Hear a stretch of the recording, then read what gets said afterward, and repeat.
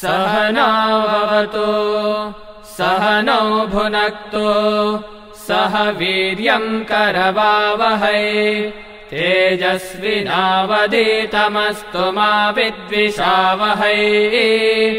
ॐ शान्ति शान्ति शान्तिः। सीतारामचरित अति पावन, मधुर सरस और अति मन भावन। पौने पौने कितने हो सोने सुनाए, फिर भी प्यास बुझत न बुझाए। ओम श्री साई राम। परम प्रेममय भगवान पवित्र पाद पंकजरे मोर शतकोटि प्रणाम। स्वामी एभली करुणा रश्मिरे आम समस्त जीवन को आलोकित करिवार सुजोग प्रदान करथिबारु पवित्र पाद पद्मरे आम समस्त कृतांजलि पुटरे श्रद्धा सुमन। एही रामकथा रसवाहिनी नवान्न पारायणर तृतीय दिवसरे आपणको स्वागत करुछु स्वामी। उपस्थित श्रोता मंडली, समस्त गुरुजन वृंद तथा आदरर भाई और भौणी समस्त को हृदय भरा साईराम। आपण समस्त को यही पारायण रे स्वागत जनाऊछु। स्वामी आपण पाद पद्मरे भक्तिर हृदय बिना अर्पण करिवा पाई ओडिशा साई सिम्फोनी जड़े भौणी श्रेया आपण गहन रे हृदय बिना प्रस्तुत करिसंती। आपण को विनम्र अनुरोध स्वामी, आपण भौणी श्रेयांक कंठरे विराजित होई हृदय बीणा को ग्रहण करंतु।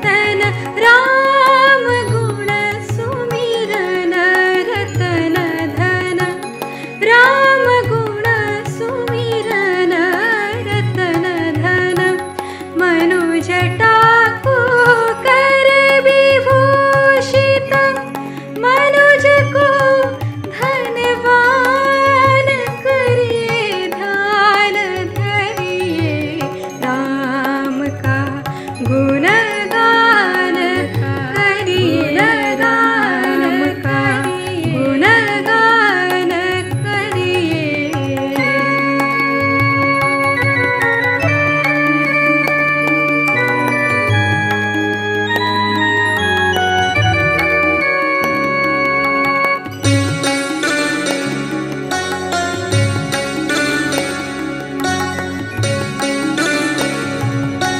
सगुण ब्रह्म स्वरूप सुंदर सगुण ब्रह्म स्वरूप सुंदर सुजन रंजन रूप सुखकर सुजन रंजन रूप सुखकर राम आत्मा राम आत्मा राम का सम्मान करिए ध्यान धरिए राम का गुणगान करिए राम का गुणगान करिए राम प्रभु की भद्रता का सभ्यता का ध्यान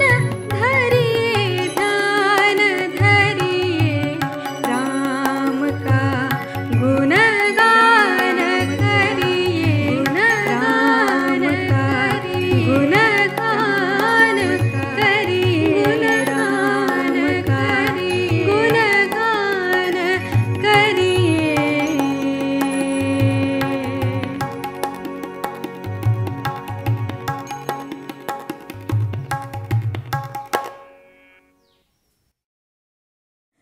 धन्यवाद स्वामी।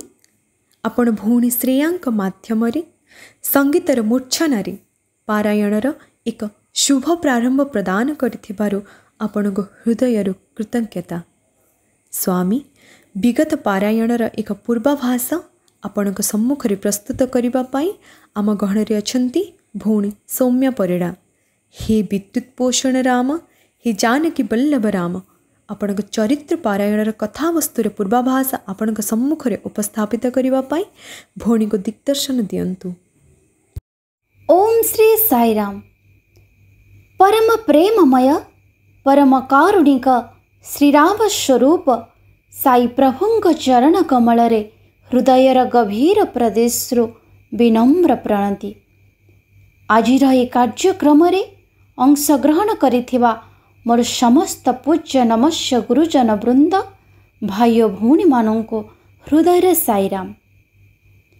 हिमालयर मानस सरोवररु सरज नदी झरझर नादरे अयोध्या तटरे बहि आसिला परे राम कथा रूपी लास्यमयी रसमयी झरणार मूर्छना अनेक दुख विस्मय भय आतंक प्रेम हताशा अनेक संहार नहीं मूल स्रोत धर्म करुणार स्नात होइछि। विश्व मानस सरोवर रे एकाकार होई जाइछि। मुख्यतः एथिरे अछि राम रूपी करुणा और लक्ष्मण रूपी भक्ति। राम कथार महिमा और राम गौरवर रसरे ओतप्रेत होई से भक्तिपूर्ण आनंदरे व्रती होई साधना द्वारा निजस्व चेष्टा तथा ईश्वरंग कृपा को पाथेय करी जीवन रे परिपूर्णता लाभ करिबा। गोटे चीनी मिठाईर प्रत्येक दानारे मिष्टता आमको माधुरीमा देला भली आखुखंडर प्रत्येक स्थान रे मिठारस पूरी रहिला परी रामायणर प्रत्येक खंड केवल मिष्टता मिष्टता और मिष्टता ही प्रत्ययमान। भक्ति प्रेम करुणा ही राम कथारे रामायण पाठरे अनुभव करी हुए। यह एक व्यक्ति नुहे, यह समग्र विश्वर कहानी। विश्वामित्र राजा दशरथंकर अनेक गुणगान करुछंती। प्रथमे तांको कथारे प्रमोदित करी परे ପ୍ରତିଜ୍ଞାବଦ୍ଧ କରାଉଛନ୍ତି ଓ ପରେ ତାଙ୍କଠାରୁ ରାମ ଲକ୍ଷ୍ମଣଙ୍କୁ ମାଗୁଛନ୍ତି। ଦଶରଥ ଯେତେବେଳେ ଏହା ଜାଣୁଛନ୍ତି ସେତେବେଳେ ସେ ପୁତ୍ର ମୋହରେ ଅନ୍ଧ ହୋଇ ସେ ଚିନ୍ତାଗ୍ରସ୍ତ ହୋଇପଡ଼ୁଛନ୍ତି। ତାଙ୍କ ଚିନ୍ତାର ନିବାରଣ ପାଇଁ କୁଳଗୁରୁ ବଶିଷ୍ଠ ତାଙ୍କୁ ଆଶ୍ୱାସନା ଦେଇ କହୁଛନ୍ତି, ତୁମର ପୁତ୍ରମାନଙ୍କର କେବେ ହେଲେ କୌଣସି ଅନିଷ୍ଟ ହେବ ନାହିଁ। ଏହି ଅପରାଜୟ ମହାଶକ୍ତି ଆଜି ରାକ୍ଷସ ଅସୁରୀ ଶକ୍ତିମାନଙ୍କର ଧ୍ୱଂସ ସାଧନା ନିମନ୍ତେ ମାନବ ଶରୀର ଗ୍ରହଣ କରିଛି। ତେଣୁ ଆଉ କୌଣସି ଦୁଃଖ ନ କରି ଓ କୁଣ୍ଠା ନ କରି ପୁତ୍ରମାନଙ୍କୁ ମହର୍ଷିଙ୍କ ସହିତ ପଠାଇ ଦିଅ। ତୁମେ ସେମାନଙ୍କର ଦୈହିକ ବଳ ବା ବୁଦ୍ଧିର କଳନା କରିବା ଉଚିତ ନୁହେଁ। ସେମାନେ ଜୀବନର ପ୍ରତ୍ୟେକ ମୁହୂର୍ତ୍ତରେ ଯେ ଈଶ୍ୱରତା ଉଦ୍ବେଳିତ ହୋଇ ଉଠୁଛି ବରଂ ତାହାର କଳନା କର। ମନେ ରଖ, ସେ ତ୍ରିଭୁବନରେ ଏପରି କୌଣସି ଶକ୍ତି ନାହିଁ ଯେ ସେମାନଙ୍କର ସମକକ୍ଷ ହୋଇପାରିବ। ପିତାଙ୍କର ଏଭଳି ଅବସ୍ଥା ଦେଖି, ଏଭଳି ଦୁଃଖରେ ମ୍ରିୟମ୍ରାଣ ହେଉଥିବାର ରୂପ ଦେଖି ସେ ତାଙ୍କ ପାଖକୁ ଯାଉଛନ୍ତି ଏବଂ ତାଙ୍କୁ ବୁଝାଇ କହୁଛନ୍ତି, ଅନ୍ୟମାନଙ୍କର ସେବାରେ ଏ ଶରୀରକୁ ନିୟୋଜିତ କରିବା ଠାରୁ ଆଉ ଅଧିକ କର୍ମ କ'ଣ ହୋଇପାରେ? କେବଳ ସେହି ଉଦ୍ଦେଶ୍ୟ ନିମନ୍ତେ ହିଁ ଆମ୍ଭେମାନେ ଏ ଶରୀର ଲାଭ କରିଛୁ। ମୁନି ଋଷିମାନଙ୍କର ପବିତ୍ର କର୍ମରେ ଅଂଶଗ୍ରହଣ କରି ଓ ସେମାନଙ୍କୁ କିଞ୍ଚିତ ଶାନ୍ତି ପ୍ରଦାନ କରି ଏ ରାକ୍ଷସମାନଙ୍କ କବଳରୁ ଉଦ୍ଧାର କରିବା କ'ଣ ଶରୀର ସଦୁପଯୋଗ ନୁହେଁ? ଏହାଠାରୁ ଅଧିକ ଉତ୍ତମ କର୍ମ କ'ଣ ହୋଇପାରେ? ପିତାଙ୍କୁ ପୁଣି ବୁଝାଇ କହୁଛନ୍ତି, ଆପଣ ଏ କଥା ମଧ୍ୟ ଜାଣନ୍ତି ଯେ ଅଙ୍ଗୀକାର କରିଥିବା କଥାକୁ ଭଙ୍ଗ କରିବା ଠାରୁ ବଡ଼ ପାପ ଆଉ କିଛି ନାହିଁ।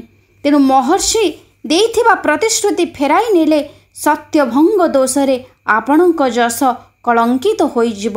ଆପଣଙ୍କର ଏହି ଅପଯଶକୁ ଆପଣଙ୍କର ପୁତ୍ରମାନେ କିପରି ସହ୍ୟ କରିବେ? ତେଣୁ ଆପଣ ଆମକୁ ବିଶ୍ୱାମିତ୍ରଙ୍କ ସହିତ ଯିବାକୁ ଆଦେଶ ଦିଅନ୍ତୁ।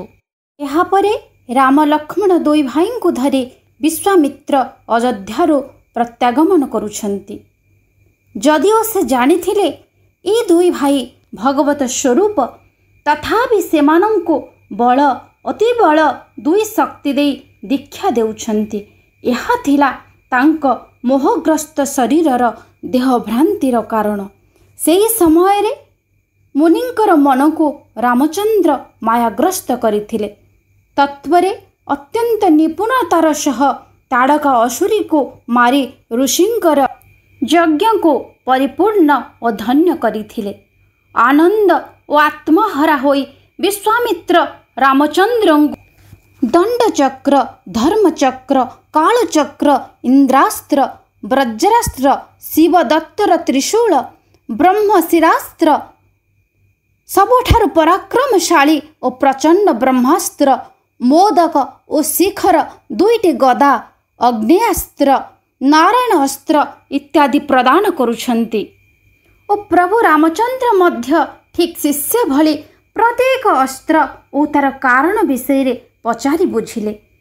ମିଥିଳାକୁ ଯେତେବେଳେ ପ୍ରସ୍ତାବ ଆସିଛି, ଯେତେବେଳେ ଆମନ୍ତ୍ରଣ ଆସିଛି, ବିଶ୍ୱାମିତ୍ର କହୁଛନ୍ତି ମିଥିଳାକୁ ଯିବା ପାଇଁ।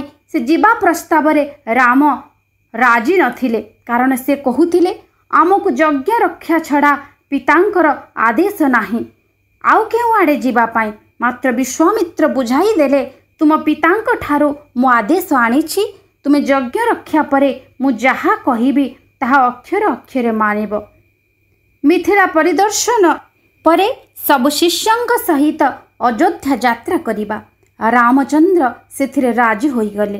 ଆଶ୍ରମ ଛାଡ଼ି ଯିବା ପରେ ବାଟରେ ମଝିରେ ଗଙ୍ଗାଙ୍କ ବିଷୟରେ ସେ କିପରି ପୃଥିବୀକୁ ଆସିଲେ ପଚାରି ବୁଝିଲେ ଓ ଭଗୀରଥୀଙ୍କର ଅନେକ ତପସ୍ୟା ଉଦ୍ୟମ ହେତୁ ଗଙ୍ଗା ନଦୀକୁ ପୃଥିବୀକୁ ଆସିବାର କାରଣ ଓ ସକ୍ଷମ ହୋଇପାରିଥିବାରୁ ଓ ତାଙ୍କ ଜନକ ହୋଇଥିବାରୁ ତାଙ୍କର ଅନ୍ୟ ନାମ ଭାଗୀରଥୀ ହୋଇଥିବାରୁ ସେ ଜାଣିପାରିଲେ।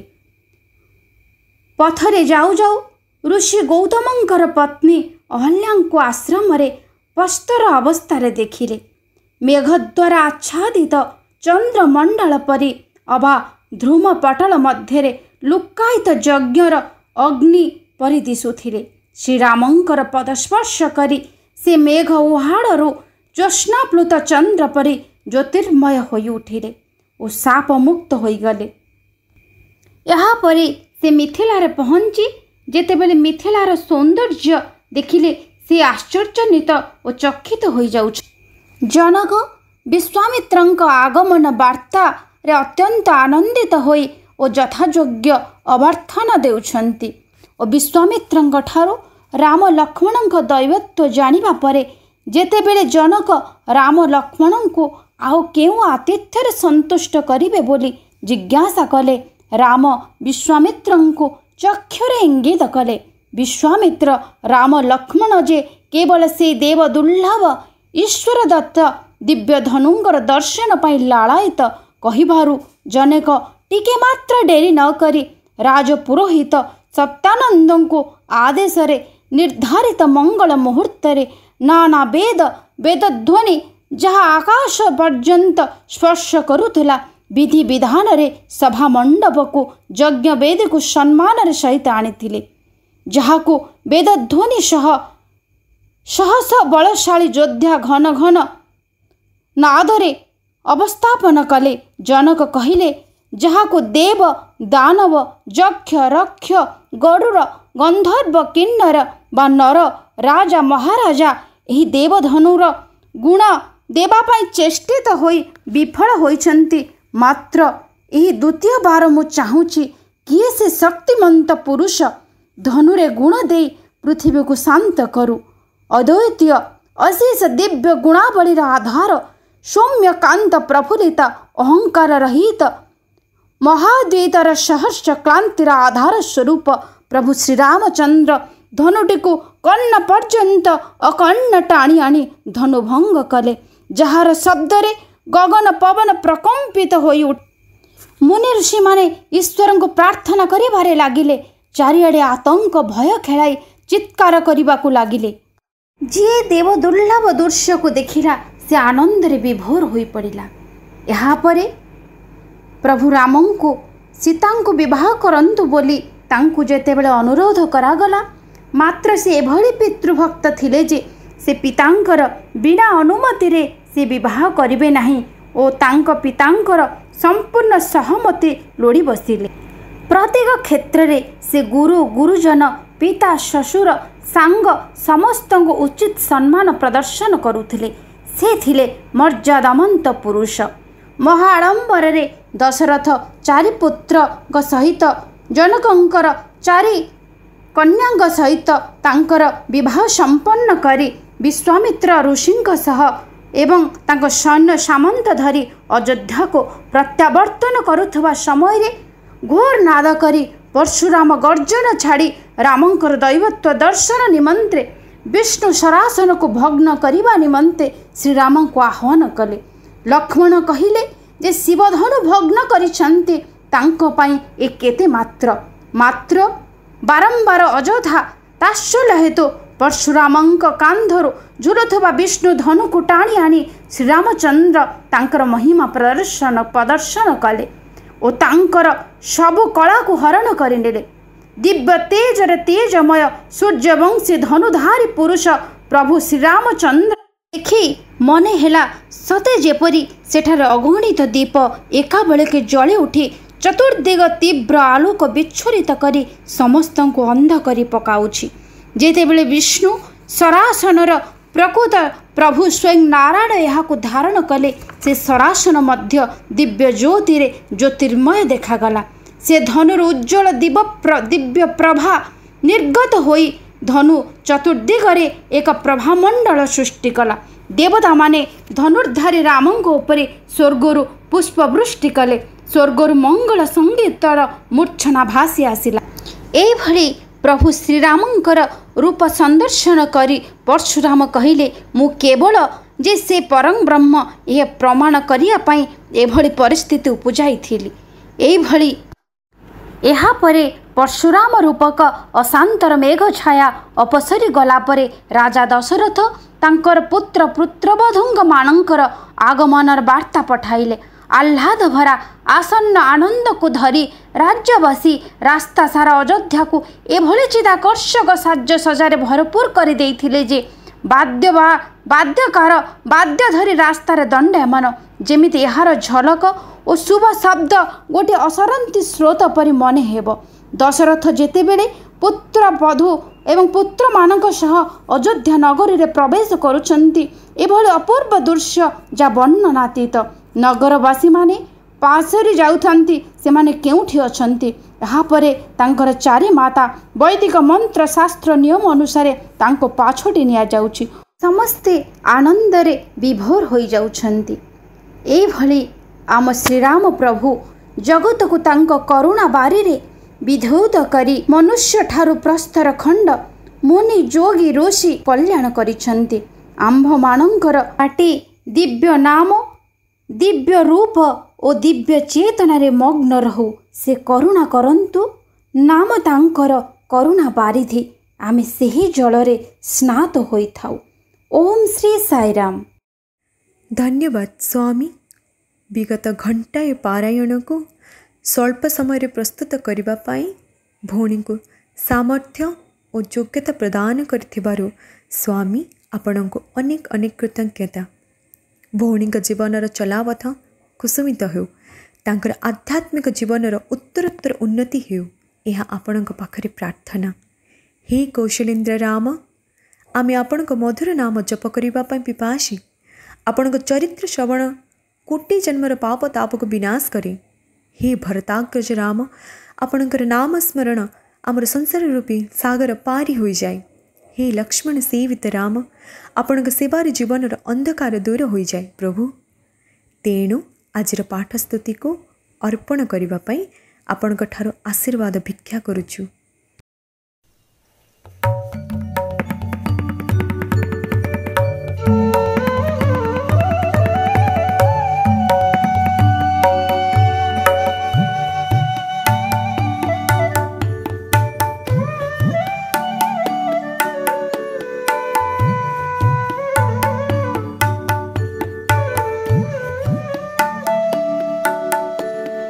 जमदग्निनन्दन दर्पकलाभञ्जन जनकनन्दिनी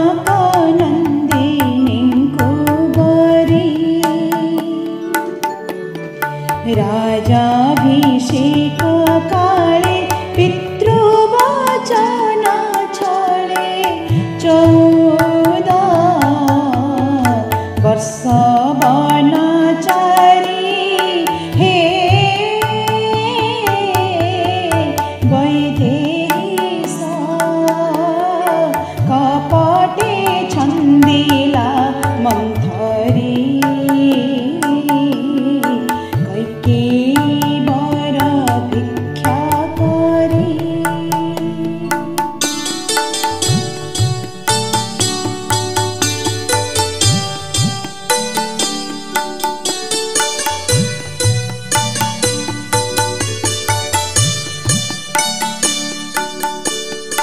दशरथ बख्यार वज्रकला प्रहार विकल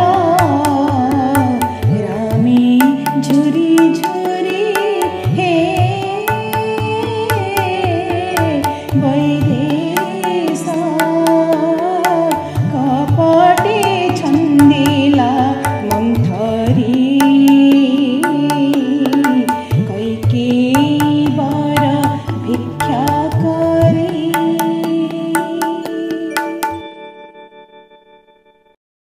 साईराम। भगवान निजे अवतारोत्तर पूर्व गाथा को यही रामकथा रसवाहिनी रे लिपिबद्ध करिसेंती। जुग जुग धरी कतिपय शास्त्रकार मानक द्वारा पुराणर कहानी स्थाने स्थाने अतिरंजित भावे बुड़ी जाइथिबा बेले स्वयं जुगावतारंकर सलीला वर्णना से कालर शाश्वत प्रतिछवि हृदय रे तोली दे। श्रीरामंकर धरावतरण तांकर यात्रापथ वास्तविक हृदय रे प्लावन खेलाई दे।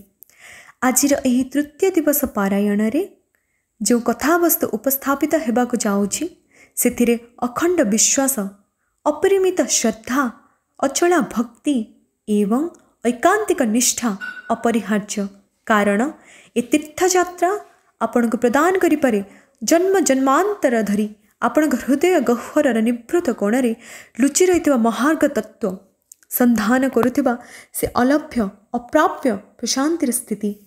स्वामी आपण आशीर्वाद जोगु आज आमे पारायणर तृतीय दिवस उपनीत होइअछु। स्वामी आपण स्वयं निजे वक्ता रूपे जहाँ को सौभाग्य प्रदान करचंती आपणकर अति प्रिय चरणाश्रित भौणी सुश्री वेदमती नायक आपण को विनम्र अनुरोध तांक माध्यमरे आम समस्त को यही पारायण रे आपण का दिव्य उपस्थिति को उद्बुद्ध करांतु। ओम श्री साईराम। प्रेमाभिरामं प्रणताभिरामं राजीवनेत्रं सुकृते सुलभ्यं कार्यार्थरूपं करुणाकरं त्वं श्री साईनाथं शरणं प्रपद्ये।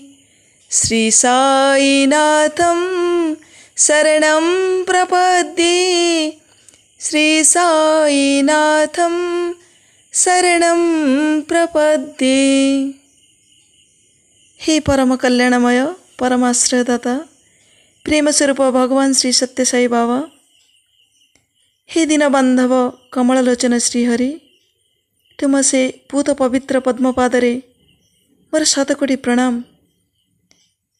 ए ऑनलाइन कार्यक्रम संयुक्त थिबा मोर समस्त सम्मानीय गुरुजन वृंद एवं तांकरी चरण कमल को आश्रय करिथिबा आध्यात्मिक लिप्सु समस्त कनिष्ठ वरिष्ठ भाई भौणी को मोर हृदयर गभीरतम प्रदेशरु भक्तिपूत साईराम। हे प्रभु, तुमर से करुणा कटाक्ष मो उपरे मध्य पतित हेउ। तुमे तुमको मो भितर प्रकाशित कर, शब्द होई एउठरु उच्चारित हुओ। आ तुमर महिमा को तुम ही रूप दियो तुमर से सुंदर शब्द योजन रे। यह ही सत्य जे मुखं करति वाचलं पंगं लंघयते गिरिम।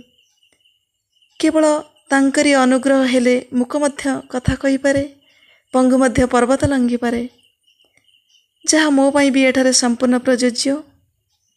एतिकी जाने केवल तांकरी अहेतुक अनुकंपा जोगु आपण मानक गहन रे मोर ये उपस्थिति यह मोर परम सौभाग्य बोली मन करे।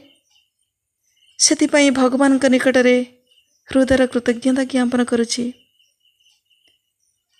यही रामायण पारायण गतकाली आमे शुणिथिलु भगवान तांका दिव्य योजनार अंश स्वरूप परशुराम गर्भगंजन करी तांक पाखरे वर स्वरूप थिबा विष्णु धनुभंग करी से जे स्वयं परम ब्रह्म परशुराम को यही अनुभूति प्रदान करिसेंती एवं परशुराम ठारे थिबा तीन कला राम ठारे समाहित होइछि।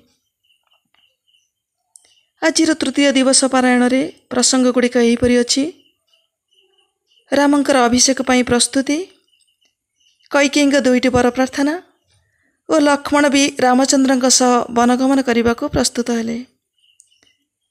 यही विषय वस्तु समूह को एहीपरि आरंभ करने को भगवानଙ୍କର आशीष भिक्षा करुछि। नवपरिणीता कुमार और बधूमानଙ୍କୁ पाई समग्र अयोध्या नगरी आनंद मुखरित हो उठी। राजा दशरथ और तीन राणी पुत्रवधू मानक पाई एपरी भावविह्वल हो उठुचंती जे सेमानकर समय किपरि अतिबाहित होता है जना पड़ु न थाए। एहारी भितरे भरतंकर मातुल राजा दशरथ को अनुनय करुचंती किछि दिन पई भरत को निज मातुलालय रे अवस्थान करिबा पई अनुमति देबाको। दशरथ अनुमति प्रदान करिचंती। भरत और शत्रुघ्न निज निज पत्नी मानक सह गिरिव्रज यात्रा करिचंती। दशरथ सिना पुत्रद्वय को पठेई दैछंती, हेले सेमानक अनुपस्थिति रे से केमिति निज भितर एक शून्यता अनुभव करुचंती एवं मने मने घुणी होउचंती सेमानक काहेकि एते दूर को पठेई देले बोली। पितांकर ए उदासीनता को लक्ष्य करी रामचंद्र सर्वदा तांका पाखे पाखे रही ତାଙ୍କୁ ମଧୁର କୋମଳ ବଚନ କହି ସୁଖୀ କରିବାକୁ ଚେଷ୍ଟା କରୁଛନ୍ତି। ଏଠାରେ ପ୍ରଭୁ ରାମଚନ୍ଦ୍ରଙ୍କର ସେହି ଅନନ୍ୟ ଗୁଣାବଳୀକୁ ଟିକିଏ ମନନ କରିବା। ପ୍ରଭୁ ରାମଚନ୍ଦ୍ର ଥିଲେ ସମସ୍ତ ସଦ୍ଗୁଣର ଆଧାର, ଅତ୍ୟନ୍ତ ଧୀର, ନମ୍ର ଓ ଶାନ୍ତ ସ୍ୱଭାବର, ସତ୍ୟ, ଧର୍ମ, ଶାନ୍ତି, ପ୍ରେମର ମୂର୍ତ୍ତିମନ୍ତ ପ୍ରତୀକ ଥିଲେ ସେ। ସ୍ୱୟଂ ପରଂବ୍ରହ୍ମ ହୋଇ ବି ନିଜ ଦୈବତ୍ୱ ତଳେ ଛୁପି ଜଣେ ସାଧାରଣ ଗୃହୀ ପରି ଯାହା ପାଖରେ ଯେଉଁ ଭୂମିକାରେ ଅବତୀର୍ଣ୍ଣ ହେବା କଥା ତାହାକୁ ସେ ଅତି ସୁନ୍ଦର ଓ ନିଖୁଣ ଭାବରେ ନିର୍ବାହ କରି ଚାଲିଥିଲେ। ସେ ଚାହୁଁଥିଲେ ଯେ ସମଗ୍ର ମାନବ ଜାତି ତାଙ୍କୁ ହିଁ ଅନୁସରଣ କରୁ, ପ୍ରତିଟି ପରିବାର ସେହି ଆଦର୍ଶରେ ଅନୁରଣିତ ହେଉ ଏବଂ ପ୍ରତ୍ୟେକଙ୍କ ଜୀବନ ଏକକ ରାମାୟଣ ହେଉ। ସେ ଯେ କେବଳ ସୁନ୍ଦର ଚେହେରା ବିଶିଷ୍ଟ ବ୍ୟକ୍ତିବିଶେଷର ସମାହାର ନଥିଲେ, ଥିଲେ ସ୍ୱୟଂ ଧର୍ମସ୍ୱରୂପ, ଯାହାକି ପ୍ରସ୍ଫୁଟିତ ହେଉଥିଲା ତାଙ୍କର ପ୍ରତିଟି କର୍ମରେ, ପ୍ରତିଟି ଚିନ୍ତା ଓ ବଚନରେ। ସମଗ୍ର ଅଯୋଧ୍ୟାବାସୀମାନଙ୍କର ସେ ଥିଲେ ନୟନର ମଣି। ରାମ ଶବ୍ଦର ଅର୍ଥ କ'ଣ ଆମେ ଜାଣିଛେ। ରମଇତି ଇତି Ram, one who attracts is Ram. ଯାହାଙ୍କ ପାଖରେ ହିଁ କେବଳ ସମସ୍ତଙ୍କୁ ଆକର୍ଷିତ କରିବାର ଶକ୍ତି ନିହିତ ଥିଲା। ଅଧରରେ ସେହି ଚିତ୍ତହାରୀ ସ୍ମିତ ହାସ୍ୟ, ନୟନ ଯୁଗଳ ଦୁଇଟି ସର୍ବଦା କରୁଣାରେ ଢଳ ଢଳ କୋମଳ ବଚନ, ଯାହାକି ଅଯୋଧ୍ୟାର ଆବାଳ ବୃଦ୍ଧ ବନିତା ସମସ୍ତଙ୍କୁ ଆକର୍ଷିତ କରୁଥିଲା। ଏମିତି କେହି ଜଣେ ବି ନଥିଲେ ଯେ କି ସେହି କମନୀୟ ସୁନ୍ଦର ସୌମ୍ୟ ରୂପର ସମ୍ମୋହିନୀ ଶକ୍ତିରେ ସମ୍ମୋହିତ ହେଉନଥିଲେ। ସେହି ନୟନ କଟାକ୍ଷ ଯାହା ଉପରେ ପତିତ ହେଉଥିଲା, କ୍ଷଣିକରେ ଦିଗ୍ଭ୍ରାନ୍ତ ପଥଭ୍ରଷ୍ଟ ମନ ବି ତାଙ୍କରିଠାରେ କେନ୍ଦ୍ରିତ ହୋଇଯାଉଥିଲା। ଏହା ହିଁ ଥିଲା ସେ ପ୍ରେମପୂର୍ଣ୍ଣ ଚକ୍ଷୁ ଯୁଗଳର ବିଶେଷତା। ଯେମିତି ଆମେ ଗୋଟିଏ ଭଜନ ଗାଆନ୍ତି, ରଘୁନନ୍ଦନ ରାଘବ ରାମ ହରେ, ସୀତାରାମ ହରେ, ସାଇ ରାମ ହରେ, ହେ ରାଜୀବ ଲୋଚନ ରାମ ହରେ, ସୀତାରାମ ହରେ, ସାଇ ରାମ ହରେ। ଏପରି ଏକ କମନୀୟ ରୂପକାନ୍ତି ସର୍ବଗୁଣ ସମ୍ପନ୍ନ ପୁତ୍ରରତ୍ନକୁ ପାଇ ଦଶରଥଙ୍କ ଆନନ୍ଦର ସୀମା ରହୁନଥିଲା। ଏଇଠି ଟିକେ ଆମେ ଗୋଟିଏ ଅନ୍ତରାର୍ଥକୁ ମନନ କରିବା। ଯେତେବେଳେ କି ଅଦୃଶ୍ୟରେ ସେହି ଭଗବାନଙ୍କର ଦିବ୍ୟ ଯୋଜନାର ଅୟାରମ୍ଭ ହେବାକୁ ଯାଉଥିଲା, ଆମେ ସାଧାରଣ ଭାବେ ଚିନ୍ତା କରି ନିଅନ୍ତି ଯେ ରାଜା ଦଶରଥ ହଠାତ୍ ନିଜକୁ ଅନୁଭବ କରୁଛନ୍ତି ଯେ ସେ କ୍ରମଶଃ ବୃଦ୍ଧ ଓ ଦୁର୍ବଳ ହୋଇ ଉଠୁଛନ୍ତି ଓ ରାମଙ୍କୁ ସିଂହାସନରେ ଅଧିଷ୍ଠିତ କରିବାର ନିର୍ଣ୍ଣୟ ନେଉଛନ୍ତି। ଏହାର ଅର୍ଥ ଆମକୁ ବୁଝିବାକୁ ହୁଏ ଯେ ତାଙ୍କର ସନ୍ନ୍ୟାସ ଜୀବନର ଅୟାରମ୍ଭ ପାଇଁ ଅଦୃଶ୍ୟରେ ଭଗବାନ ଏକ କ୍ଷେତ୍ର ପ୍ରସ୍ତୁତ କରିଛନ୍ତି। ଏହି ସନ୍ନ୍ୟାସ ଅବସ୍ଥା, ଯାହାକି ଜୀବନଚର୍ଯ୍ୟାର ଶେଷ ସୋପାନ, ଯେଉଁ ଅବସ୍ଥାରେ କି ଭଗବାନଙ୍କ ଚିନ୍ତନ ଓ ତାଙ୍କ ନାମସ୍ମରଣରୁ ବିଚ୍ୟୁତ ମାନବକୁ ପୁନଃ ଜନ୍ମ ମୃତ୍ୟୁର ଚକ୍ରବ୍ୟୂହ ଭିତରକୁ ଆସିବାକୁ ହୁଏ, ଯାହା ଶଙ୍କରାଚାର୍ଯ୍ୟଙ୍କ ଭଜ ଗୋବିନ୍ଦମ ମଧ୍ୟ ଏହି ସୂଚନା ଦିଏ।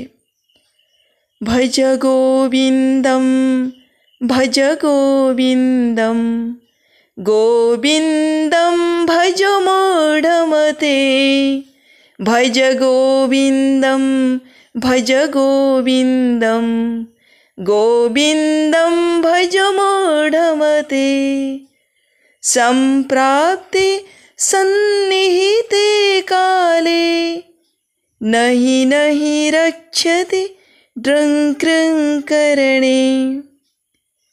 ଶଙ୍କରାଚାର୍ଯ୍ୟ ସେହି ବୃଦ୍ଧ ବ୍ରାହ୍ମଣ ଜଣକ, ଯିଏକି ଜୀବନର ସାୟାହ୍ନରେ ମଧ୍ୟ ସଂସ୍କୃତର କିଛି ଶ୍ଲୋକ ମୁଖସ୍ଥ କରୁଥିଲେ ଅର୍ଥ ଉପାର୍ଜନ ପାଇଁ, ଯାହାଙ୍କୁ ମାଧ୍ୟମ କରି ସେ ସାରା ଜଗତକୁ ଏହା ହିଁ ଶିକ୍ଷା ଦେଲେ ଯେ ରେ ମୂଢ଼ମତି, ଅନ୍ତତଃ ଏବେଠାରୁ ସେହି ଗୋବିନ୍ଦଙ୍କୁ ଦୃଢ଼ ଭାବରେ ଜାବୁଡ଼ି ଧର। କେବଳ ସେ ହିଁ ତୁମକୁ ଏ ଭବସାଗରରୁ ଅନାୟାସରେ ଉଦ୍ଧାର କରିପାରିବେ। ଠିକ୍ ସେହିପରି ରାଜା ଦଶରଥଙ୍କର ସେ ସମୟ ଆଗତ ହୋଇସାରିଥିଲା ଯେ ସେ ରାଜକାର୍ଯ୍ୟ ଓ ସାଂସାରିକ କର୍ମଜଞ୍ଜାଳରୁ ଅବ୍ୟାହତି ନେବା। ଦିନେ ଏମିତି ଏକ ଘଟଣା ଘଟିଲା। ଦଶରଥ ରାତ୍ରିରେ ନିଦ୍ରା ଯାଇଥିବା ବେଳେ ସେ ହଠାତ୍ ତୃଷା ଅନୁଭବ କଲେ। କାହାକୁ ଜାଗ୍ରତ ନ କରି ପାତ୍ରଟିରେ ପାଣି ଢାଳି ଧରିବା ସମୟରେ ହଠାତ୍ ଉପଲବ୍ଧି ହେଲା ଯେ ତାଙ୍କର ହାତ ଦୁଇଟି ଥରୁଛି। ଆଉ ସେହି ମୁହୂର୍ତ୍ତରେ ସେ ନିଜକୁ ବୃଦ୍ଧ, ଦୁର୍ବଳ ଓ ଅସହାୟ ମନେ କଲେ। ସିଂହାସନରେ ଅଧିଷ୍ଠିତ ହୋଇ ରାଜ୍ୟ ପରିଚାଳନା କରିବାକୁ ସେ ସମ୍ପୂର୍ଣ୍ଣ ଅସମର୍ଥ ବୋଲି ଉପଲବ୍ଧି କରି ଏହି ଭାବନାରେ ସନ୍ତୁଳିତ ହୋଇ ସାରା ରାତି ଜାଗ୍ରତ ଓ ଉଦ୍ବେଗର ସହ କଟେଇଲେ। ପ୍ରଭାତର ଆଗମନକୁ ଅପେକ୍ଷା କରି ରାତ୍ରି ପାହିଲେ ରାମଙ୍କୁ ସିଂହାସନରେ ଅଧିଷ୍ଠିତ କରିବାର ଯୋଜନା ଗୁରୁ ବଶିଷ୍ଠଙ୍କୁ ଜଣାଇ ଏହାର ବିଧିବିଧାନ ଅପେକ୍ଷାରେ ରହିଲେ। ଏହିପରି କିଛି କ୍ଷଣ ପରେ ରାତ୍ରି ପାହି ପ୍ରଭାତର ଆଗମନ ହୋଇଛି। ତୁରନ୍ତ କୁଳଗୁରୁ ବଶିଷ୍ଠଙ୍କୁ ଡକାଇ ରାମଙ୍କର ରାଜ୍ୟାଭିଷେକର ସମସ୍ତ ବନ୍ଦୋବସ୍ତ କରିବାକୁ ଦଶରଥ ତାଙ୍କ ନିକଟରେ ଅତି ଦୟନୀ ହୋଇଛନ୍ତି। ଅବିଳମ୍ବେ ଏକ ରାଜସଭା ଡକାଇ ସମସ୍ତ ପ୍ରଜାଗଣଙ୍କ ସମ୍ମୁଖରେ ତାଙ୍କର ଏହି ଯୋଜନାକୁ ଉପସ୍ଥାପନ କରିଛନ୍ତି। ହେ ମୋର ପ୍ରଜାଗଣ, ମୁଁ ମୋର ପୂର୍ବପୁରୁଷମାନଙ୍କର ପଦାଙ୍କ ଅନୁସରଣ କରି ସତ୍ୟ ଓ ଧର୍ମ ମାର୍ଗରେ ଏ ସାମ୍ରାଜ୍ୟକୁ ଏତେ ବର୍ଷ ପାଳନ କରି ଆସିଲି। ହେଲେ ବର୍ତ୍ତମାନ ମୁଁ ସମ୍ପୂର୍ଣ୍ଣ ବୃଦ୍ଧ ଓ କ୍ଳାନ୍ତ। ଏ ଦୁର୍ବଳ କ୍ଷୀଣ ଶରୀରକୁ ଏବେ ଟିକିଏ ବିଶ୍ରାମ ଚାହେଁ। ତେଣୁ ମୁଁ ମନସ୍ଥ କରିଛି ମୋର ସର୍ବଗୁଣ ସମ୍ପନ୍ନ, ଅବିରତ ସାଧନାରେ ରତ ଓ ନିଜ ଇନ୍ଦ୍ରିୟମାନଙ୍କର ପ୍ରଭୁ ମୋର ଜ୍ୟେଷ୍ଠ ପୁତ୍ର ଏ ବିଶାଳ ସାମ୍ରାଜ୍ୟର ଅଧିଷ୍ଠିତ ହେବାକୁ। ଏପରି ବ୍ୟକ୍ତ କରି ପ୍ରଜାମାନଙ୍କଠାରୁ ଉତ୍ତର ଅପେକ୍ଷାରେ ରହିଛନ୍ତି ଦଶରଥ। ରାଜାଙ୍କ ମୁହଁରୁ କଥା ନ ଶୁଣୁ ସମସ୍ତ ପ୍ରଜାଗଣଙ୍କ ଭିତରେ ଆନନ୍ଦର ଲହରୀ ଖେଳିଯାଇଛି। କୃଷ୍ଣମେଘ ପଟଳ ଦ୍ୱାରା ଆଚ୍ଛାଦିତ ଆକାଶ ତଳେ ନୃତ୍ୟରତ ମୟୂରମାନଙ୍କ ପରି ଆନନ୍ଦ ଉନ୍ନତ ହୋଇ ନାଚିବାକୁ ଲାଗିଛନ୍ତି ସେମାନେ। ସେମାନଙ୍କ ସମ୍ମତିରେ ରାଜାଙ୍କର ବିଶ୍ୱାସ ଓ ଆନନ୍ଦ ଦ୍ୱିଗୁଣିତ ହୋଇଯାଇଛି। ଆମେ ଜାଣୁ ଦଶରଥ ମଧ୍ୟ ଜଣେ ପ୍ରଜାବତ୍ସଳ ରାଜା ଥିଲେ। ତାଙ୍କ ଶାସନ କାଳରେ ପ୍ରଜାମାନେ ମଧ୍ୟ ସୁଖ ଶାନ୍ତିରେ ଜୀବନ ଅତିବାହିତ କରୁଥିଲେ। ଏଥିରେ ତିଳମାତ୍ର ସନ୍ଦେହ ନାହିଁ। ହେଲେ ଯେକୌଣସି ନିର୍ଣ୍ଣୟ ଏତେ ତରବର ଭାବରେ ନିଷ୍ପତ୍ତି କରିବ ତାର ପରିଣାମ ବେଳେବେଳେ ବିପରୀତ ମଧ୍ୟ ହୋଇଯାଏ। ରାଜା ଦଶରଥ ରାମଙ୍କୁ ସିଂହାସନରେ ଅଧିଷ୍ଠିତ କରିବା ନିର୍ଣ୍ଣୟ ହୁଏତ ସମ୍ପୂର୍ଣ୍ଣ ଠିକ୍ ହୋଇପାରେ, କାରଣ ରାମ ସର୍ବଗୁଣ ସମ୍ପନ୍ନ, ଯୋଗ୍ୟ ଏବଂ ଜ୍ୟେଷ୍ଠ ପୁତ୍ର। କିନ୍ତୁ ତାଙ୍କର ଅନ୍ୟ ଦୁଇ ପୁତ୍ର ଭରତ ଓ ଶତ୍ରୁଘ୍ନ ସେତେବେଳେ ଅନୁପସ୍ଥିତ ଥିଲେ। ଅନ୍ୟ ରାଜ୍ୟମାନଙ୍କୁ ମଧ୍ୟ ଏ ଶୁଭ ସମ୍ବାଦ ପ୍ରେରଣ କରିବାର ଆବଶ୍ୟକତା ଥିଲା, କିନ୍ତୁ ହାତରେ ସମୟ ନଥିଲା। ଏହିପରି ହଠାତ୍ ଯୋଜନା ଯାହାକି ମନ୍ଥରାକୁ କୈକେୟୀଙ୍କୁ ପ୍ରରୋଚିତ କରିବାର ଏକ ଖୋରାକ ଯୋଗାଇଲା ଓ କୈକେୟୀଙ୍କୁ ମଧ୍ୟ ରାଜା ଦଶରଥଙ୍କ ପ୍ରତି ଅବିଶ୍ୱାସର ଇନ୍ଧନ ଯୋଗାଇଲା, ଯାହାଦ୍ୱାରା ଏ ଆନନ୍ଦ ଉତ୍ସବ ଶୋକରେ ପରିଣତ ହେଲା। ସେଥିପାଇଁ ଭଗବାନ ବାବା ଆମକୁ ମଧ୍ୟ ବାରମ୍ବାର କହି ଆସିଥାନ୍ତି, ଯେକୌଣସି ନିଷ୍ପତ୍ତି ନେବା ପୂର୍ବରୁ ଟୁ ଫଲୋ 3HV, ଅର୍ଥାତ୍ ହେଡ୍, ହାର୍ଟ ଆଣ୍ଡ ହ୍ୟାଣ୍ଡ। ଯେଉଁ ଚିନ୍ତା ମୁଣ୍ଡରେ ପ୍ରବେଶ କରେ ତାକୁ ଭଲ ଭାବରେ ବିଚାର କରିବା, ହୃଦୟର ସ୍ୱରକୁ ପ୍ରତୀକ୍ଷା କରିବା ଓ ବିବେକାନୁମୋଦିତ ହେବା ପରେ ହିଁ କାର୍ଯ୍ୟରେ ପରିଣତ କରିବା। ଏହା ପୂର୍ବରୁ ଦଶରଥ ମଧ୍ୟ ଏମିତି ତରବର ଭାବରେ ଶବ୍ଦଭେଦୀ ବାଣର ପ୍ରୟୋଗ କରିଥିଲେ, ଯଦ୍ୱାରା ନିରୀହ ଶ୍ରବଣ ଅନ୍ଧ ପିତାମାତାଙ୍କ ପାଇଁ ଯେତେବେଳେ ଜଳ ନେବାକୁ ଆସିଛି ସେ ବାଣର ଶିକାର ହୋଇଥିଲା ଏବଂ ତାର ମୃତ୍ୟୁ ହୋଇଥିଲା। ଆଉ ରାଜା ଦଶରଥ ମଧ୍ୟ ସେହି ଅନ୍ଧମୁନିଙ୍କ ଅଭିଶାପରେ ଶିକାର ହୋଇଥିଲେ।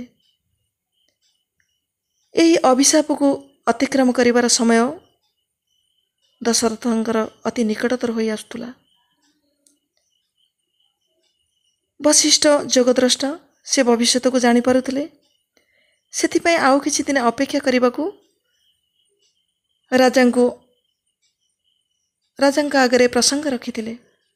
ହେଲେ ରାଜା ଏମିତି ଭାବବିହ୍ୱଳ ହୋଇଯାଇଥିଲେ ଯେ ରାମଙ୍କୁ ସିଂହାସନରେ ଅଧିଷ୍ଠିତ କରିବାର ଚିନ୍ତା ବ୍ୟତୀତ ତାଙ୍କ ମୁଣ୍ଡରେ ଆଉ କିଛି ବି ପ୍ରବେଶ କରିନଥିଲା। ରାମ ଏସବୁ ଯେତେବେଳେ ଜାଣିବାକୁ ପାଇଲେ, ସେ ମଧ୍ୟ ପିତାଙ୍କୁ ଆଉ କିଛି ଦିନ ଅପେକ୍ଷା କରିବାକୁ ଅନୁରୋଧ କଲେ। ସେ ଭାରି ସ୍ୱଳ୍ପଭାଷୀ ଥିଲେ। ଜଣେ ଆଦର୍ଶ ପୁତ୍ର ଭାବେ ସେ ପିତାଙ୍କ ମନରେ ଦୁଃଖ ନ ଦେବା ପାଇଁ ଚୁପ୍ ରହିଲେ।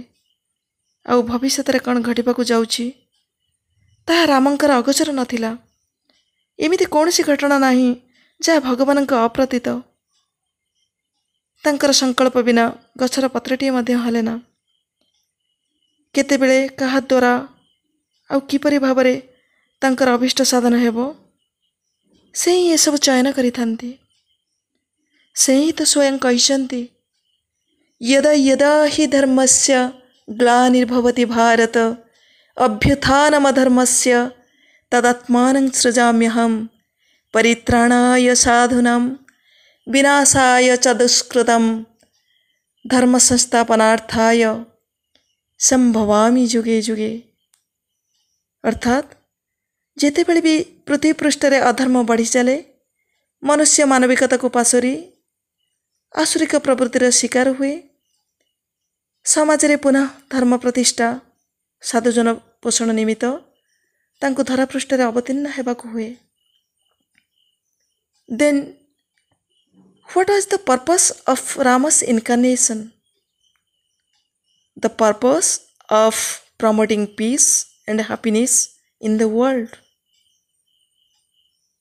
ରାମଙ୍କ ଅବତାରର ଏହା ହିଁ ଲକ୍ଷ୍ୟ ଥିଲା ଯେ ସମସ୍ତ କୁପ୍ରବୃତ୍ତି ଓ ଅହଙ୍କାରର ବିନାଶ କରି ସମଗ୍ର ପୃଥିବୀରେ ସୁଖଶାନ୍ତି ପ୍ରତିଷ୍ଠା କରିବା।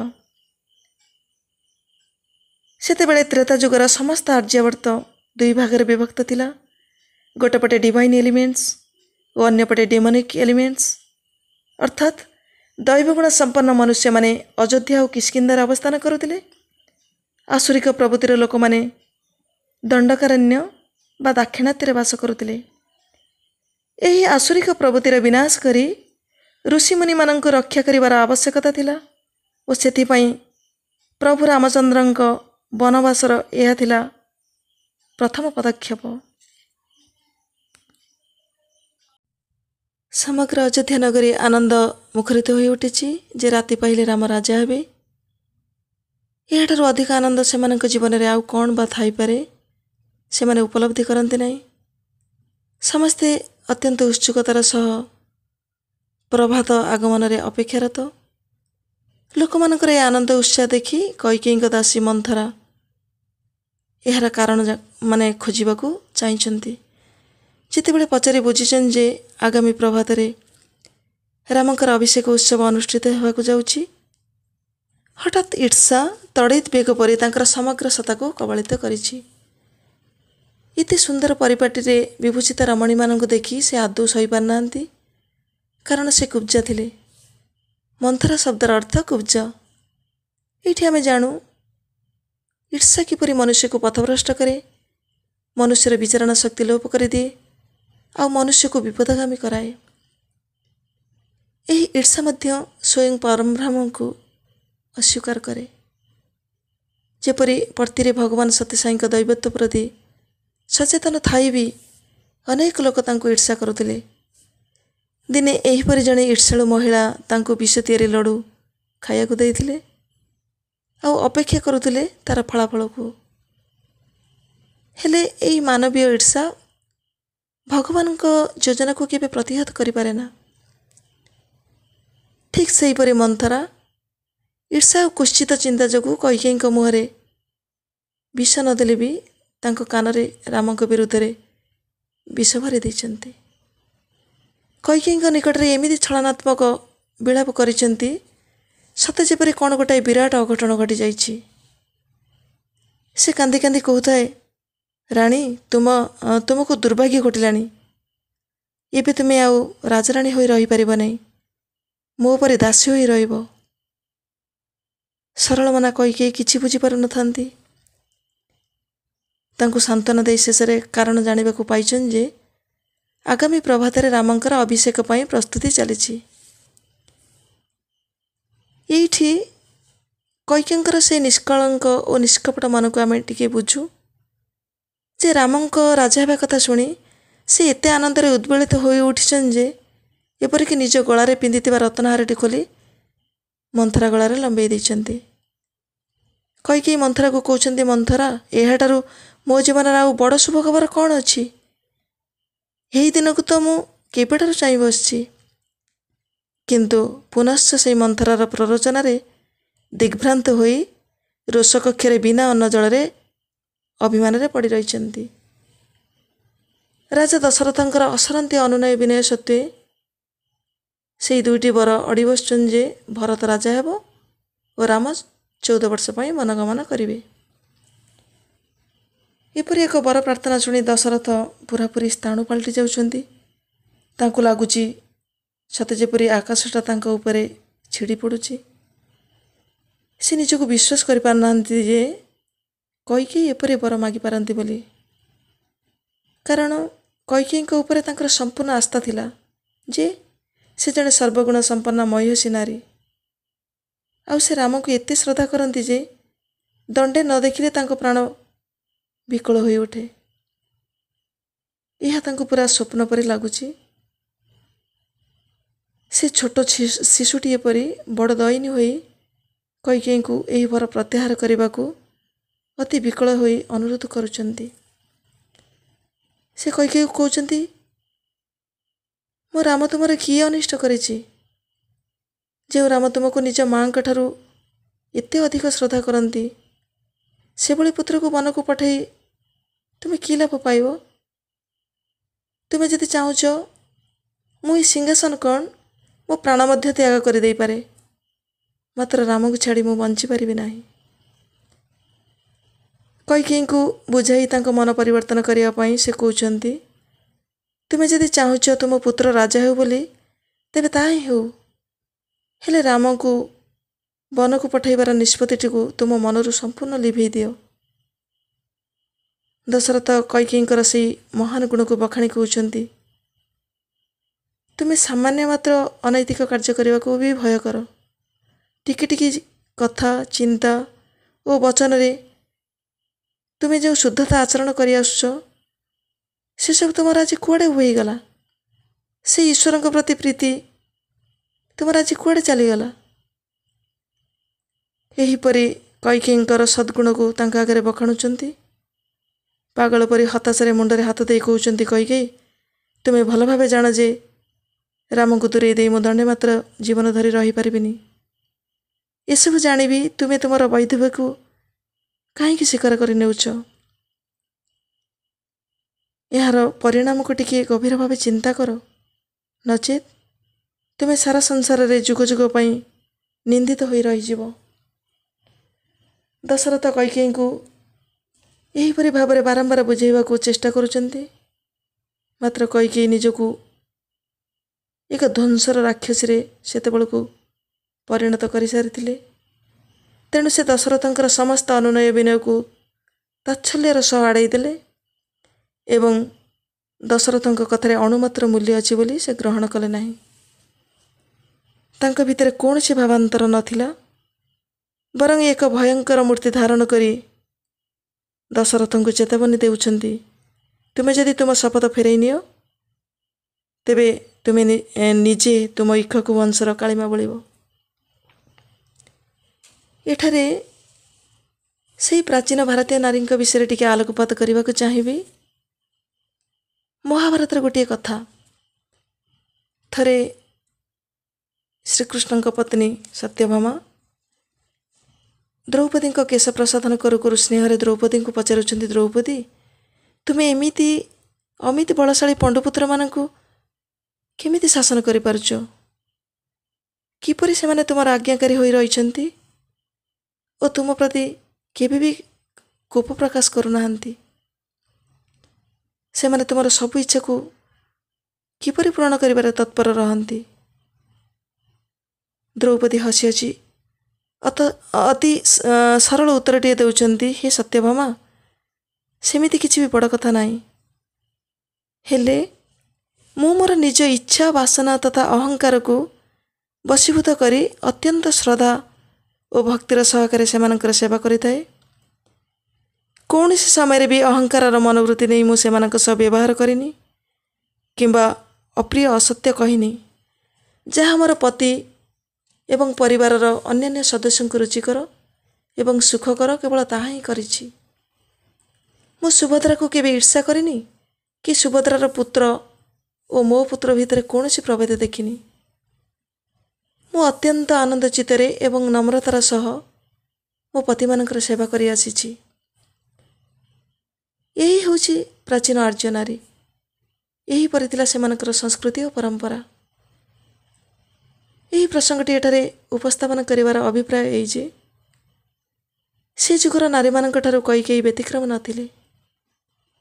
ସେ ମଧ୍ୟ ସେହିପରି ସତୀ ସାଧ୍ୱୀ ଜଣେ ବୀରାଙ୍ଗନା ରମଣୀ ଥିଲେ ଏବଂ ରାଜା ଦଶରଥଙ୍କର ଅତ୍ୟନ୍ତ ପ୍ରିୟ ଥିଲେ।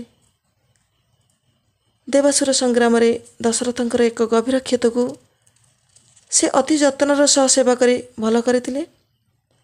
ଆଉ ସେହି ସେବାରେ ସନ୍ତୁଷ୍ଟ ହୋଇ ଦଶରଥ ତାଙ୍କୁ ଯେକୌଣସି 2ଟି ବର ମାଗିବାକୁ କହିଥିଲେ। କିନ୍ତୁ କୈକେୟୀ ଏତେ ଧର୍ମପ୍ରାଣା ମହିଷୀ ନାରୀ ଥିଲେ ଯେ ସେବା ବଦଳରେ ସେ କିଛି ପ୍ରତିଦାନର ଆଶା କରିନଥିଲେ। ଭଗବାନ ବାବା ବି ଆମକୁ ଏହି ଶିକ୍ଷା ଦେଇଥାନ୍ତି, ନିଃସ୍ୱାର୍ଥ ସେବା ହିଁ ଭଗବାନଙ୍କୁ ପ୍ରୀତ କରେ। ସେ ଯୁଗରେ ମଧ୍ୟ କୈକେୟୀଙ୍କର ଏ ସମ୍ବନ୍ଧରେ ଧାରଣା ଥିଲା। ହେଲେ ଏତେ ଉଚ୍ଚ ଆଦର୍ଶ ସମ୍ପନ୍ନ ହୋଇ ବି ସେ କିପରି ଏମିତି ଜଣେ ଦାସୀ ମନ୍ଥରାର କୁଚକ୍ରରେ ବଶବର୍ତ୍ତୀ ହୋଇପାରିଲେ? କାହିଁକି ତାଙ୍କର ବୁଦ୍ଧିଭ୍ରଷ୍ଟ ହେଲା? ଆଉ ସେ ଦଶରଥଙ୍କୁ ସେହି ପୂର୍ବ ପ୍ରତିଶ୍ରୁତିକୁ ମନେ ପକାଇ ବର 2ଟି ପ୍ରାର୍ଥନା କଲେ ଯେ ରାମଙ୍କ ସ୍ଥାନରେ ଭରତ ରାଜା ହେବେ ଓ ରାମ 14 ବର୍ଷ ବନଗମନ କରିବେ। ଏହା ଉପଲବ୍ଧି ହୋଇପାରେ ଯେ ନିଜ ପୁତ୍ର ପ୍ରତି ମୋହବଶତଃ ସେ ଭରତଙ୍କୁ ରାଜା କରିବାକୁ ଚାହିଁଥିବେ, କିନ୍ତୁ ରାମଙ୍କୁ 14 ବର୍ଷ ବନକୁ ସ୍ଥାନାନ୍ତର କରିବାର କାରଣ କ'ଣ ଥାଇପାରେ? 14 ବର୍ଷ ସ୍ଥାନରେ ସେ ହୁଏତ ଆଉ କିଛି ବର୍ଷ କମ୍ ବା ତାଠାରୁ ଅଧିକ ମାଗିପାରିଥାନ୍ତେ। ନିର୍ଦ୍ଦିଷ୍ଟ 14 ବର୍ଷ କାହିଁକି?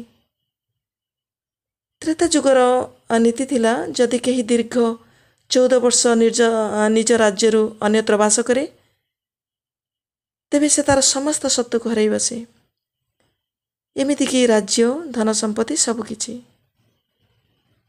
କୈକେୟୀ ଜାଣିଥିଲେ ରାମ ହେଉଛନ୍ତି ସ୍ୱୟଂ ବିଗ୍ରହବାନ ଧର୍ମ। ସେ କେବେ ବି 14 ବର୍ଷ ପରେ ପୁନଃ ସିଂହାସନ ଆରୋହଣ କରିବେନି। ଆଉ ଭରତ ଇତିମଧ୍ୟରେ ଲୋକମାନଙ୍କର ପ୍ରୀତିଭାଜନ ହୋଇସାରିଥିବେ। ସେଥିପାଇଁ ସେ ମନ୍ଥରାର ପ୍ରରୋଚନାରେ ଏ 14 ବର୍ଷ ବନବାସର ଅବଧି ଦଶରଥଙ୍କୁ ପ୍ରାର୍ଥନା କରିଥିଲେ। ରାମାୟଣର ଅଯୋଧ୍ୟାକାଣ୍ଡ ସର୍ଗ 11 ଶ୍ଲୋକ ନମ୍ବର 26ରେ ଏହିପରି ଲେଖାଟି ଅଛି ଯେ ନବ ପଞ୍ଚଚ ବର୍ଷାଣି ଦଣ୍ଡକାରଣ୍ୟେ ମଶ୍ରିତ। ଅର୍ଥାତ୍ କୈକେୟୀଙ୍କର ଏହି ବର ପ୍ରାର୍ଥନାରେ ଦେବତାମାନେ ସନ୍ତୁଷ୍ଟ ହୋଇନଥିଲେ। ସେ ସରସ୍ୱତୀଙ୍କୁ ପ୍ରାର୍ଥନା କରି କୈକେୟୀଙ୍କ କଣ୍ଠରେ ରହି ଏହିପରି ଏକ ବର ମାଗିବାକୁ ପ୍ରାର୍ଥନା କରିଥିଲେ। ସେଇଟି ହେଉଛି ନବ ପଞ୍ଚକ ବର୍ଷାଣି, meaning 9 + 5 years of exile instead of 14 years। ଅର୍ଥାତ୍ ଏକାଥରେ 14 ବର୍ଷ ନୁହେଁ, ପ୍ରଥମେ 9 ଓ ପରେ 5 ବର୍ଷ, ଯଦ୍ୱାରା ପ୍ରଭୁ ରାମଚନ୍ଦ୍ର ପୁନଃ ତାଙ୍କର ସତ୍ତ୍ୱ ଫେରି ପାଇବେ। ଏହାର ସତ୍ୟାସତ୍ୟ ସମ୍ବନ୍ଧରେ ଆମେ ସନ୍ଦିହାନ, କିନ୍ତୁ ଏପରି ବର ପ୍ରାର୍ଥନା କରିବା କୈକେୟୀଙ୍କର ପ୍ରକୃତରେ କ'ଣ ରାମଙ୍କ ପ୍ରତି ବିଦ୍ୱେଷ ଭାବକୁ ସୂଚନା ଦିଏ? ଯେଉଁ କୈକେୟୀ ତ୍ୟାଗ ଓ ମମତାର ମୂର୍ତ୍ତିମନ୍ତ ପ୍ରତୀକ ଥିଲେ ଏବଂ ରାମ ଥିଲେ ତାଙ୍କର ପ୍ରାଣତୁଲ୍ୟ, ନିଜର ପୁତ୍ର ଭରତ ଓ ରାମଙ୍କ ଭିତରେ ସେ କୌଣସି ପାର୍ଥକ୍ୟ ଦେଖୁନଥିଲେ। ପରନ୍ତୁ ଭରତକୁ ନ ଦେଖିଲେ ମୁହୂର୍ତ୍ତେ ରହିପାରୁଥିଲେ, ମାତ୍ର ରାମକୁ ଦଣ୍ଡେ ନ ଦେଖିଲେ ତାଙ୍କ ପ୍ରାଣ ବିକଳ ହୋଇ ଉଠୁଥିଲା। ଆମେ ଜାଣୁ ରାମଙ୍କର ପିଲାଦିନର ଅଧିକାଂଶ ସମୟ କୌଶଲ୍ୟା ନୁହେଁ ବରଂ କୈକେୟୀଙ୍କ ନିକଟରେ କଟିଥିଲା। ଅନେକଙ୍କ ମନରେ ପ୍ରଶ୍ନ ବାଚି ଉଠେ, ଏମିତି ଏକ ପ୍ରିୟ ପୁତ୍ର ସେ କିପରି 14 ବର୍ଷ ପାଇଁ ବଣକୁ ପଠାଇ ତାଙ୍କ ମୁଖ ଦର୍ଶନ ନ କରି ରହିବାକୁ ପସନ୍ଦ କରିପାରିଲେ। ଆଜିର ସମାଜ ହୁଏତ କୈକେୟୀଙ୍କୁ ଏକ ଘୃଣ୍ୟ ଚକ୍ଷୁରେ ଦେଖି ନିନ୍ଦିତ କରେ ଆଉ ଅଭିଶାପ ଦିଏ, ଏପରିକି ନିଜ ପୁତ୍ରକନ୍ୟାମାନଙ୍କର ସେହି ନାମରେ ନାମକରଣ କରିବାକୁ ଘୃଣା କରେ। ଏହାର ପରିଣାମର ଭୟାବହତାକୁ ଜାଣିବି ଏପରି ଏକ ଅଭିଶପ୍ତ ଜୀବନକୁ ସେ ବିନା ଦ୍ୱିଧାରେ କିପରି ବରଣ କରିନେଲେ, ପୁଣି ଯୁଗ ଯୁଗ ପାଇଁ। ଏହାର ଅନ୍ତରାର୍ଥକୁ ଟିକିଏ ମନନ କରିବା। ଏଥିରେ ସେହି ଦିବ୍ୟ ଯୋଜନାର 3ଟି ରହସ୍ୟ ଗୁପ୍ତ ପ୍ରାୟ ଅଛି। ପ୍ରଥମଟି, ଦଶରଥଙ୍କୁ ଅନ୍ଧମୁନିଙ୍କ ଅଭିଶାପ ଜୀବନରୁ ମୁକ୍ତ କରି ସ୍ୱର୍ଗବାସୀ କରାଇବା। ଦ୍ୱିତୀୟ କାରଣ, ରାମଙ୍କୁ 14 ବର୍ଷ ପାଇଁ ବଣକୁ ପଠାଇ ଧର୍ମରକ୍ଷଣ ଓ ସାଧୁଜନ ପୋଷଣ ପଥକୁ ସୁଗମ କରିବା। ଆଉ ତୃତୀୟ କାରଣଟି, ନିଜର ଭାତୃ ପ୍ରତି ଅହେତୁକ ପ୍ରେମର ନିଦର୍ଶନ ସ୍ୱରୂପ ରାଜସିଂହାସନ ଏପରି ସବୁ ସୁଖ ସୁବିଧାକୁ ପରିତ୍ୟାଗ କରି ସମଗ୍ର ମାନବ ଜାତିକୁ ଭାଇ ପ୍ରତି ଭାଇର ସ୍ନେହ ସମ୍ବନ୍ଧରେ ସଚେତନ କରିବା। ଏହା ଥିଲା ସ୍ୱୟଂ ପରମବ୍ରହ୍ମ ରାମଙ୍କ ଯୋଜନାର ଅଂଶବିଶେଷ। ସେଥିପାଇଁ ସେ କୈକେୟୀଙ୍କୁ ଆୟୁଧ କରିଥିଲେ। କାରଣ କୈକେୟୀ ଏତେ ଉଚ୍ଚମନା ଥିଲେ ଯେ ସେ ନିଜର ବୈଧବ୍ୟକୁ ମଧ୍ୟ ସ୍ୱୀକାର କରିନେଇଥିଲେ। ସେ ଜାଣିଥିଲେ ରାମ ବନବାସ କଲେ ଦଶରଥ ତିଳେ ମାତ୍ର ପ୍ରାଣ ଧରି ରହିପାରିବେ ନାହିଁ।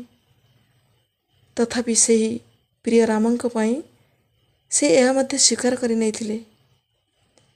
ଅନ୍ୟ 2 ଜଣ ମା ହୁଏତ ଏହା କରିପାରିନଥାନ୍ତେ। ଋଷି ବାକ୍ୟ କେବେ ବି ଅନ୍ୟଥା ହୋଇନପାରେ। ଅନ୍ଧମୁନିଙ୍କ ଅଭିଶାପ ଦଶରଥଙ୍କୁ ନିଶ୍ଚିତ ନର୍କଗାମୀ କରିଥାନ୍ତା। ଏମିତି ଭୋଗବିଳାସପୂର୍ଣ୍ଣ ଜୀବନଯାପନ କରୁ କରୁ କେତେବେଳେ ଅନ୍ତ ସମୟ ଉପନୀତ ହୋଇଥାନ୍ତା ଓ ବିଭୁ ନାମ ସ୍ମରଣ ତାଙ୍କର ବିସ୍ମରଣ ହୋଇଥାନ୍ତା ଏବଂ ସେ ନର୍କବାସୀ ହୋଇଥାନ୍ତେ। ଯେପରି ପରୀକ୍ଷିତ ଋଷିକୁମାରଙ୍କ ଅଭିଶାପ କଥା ଜାଣିବା ପରେ ତାଙ୍କର ଆୟୁ ମାତ୍ର 7 ଦିନ ଭିତରେ ସମାପ୍ତ ହେବାକୁ ଯାଉଛି, ସେ କାଳ ବିଳମ୍ବ ନ କରି ସବୁକିଛି ତ୍ୟାଗ କରି ବିଭୁ ନାମ ସ୍ମରଣରେ ଅତିବାହିତ କରିଛନ୍ତି ଏବଂ ଶେଷରେ ସେହି ଦିବ୍ୟସତ୍ତାରେ ବିଲୀନ ହୋଇପାରିଛନ୍ତି।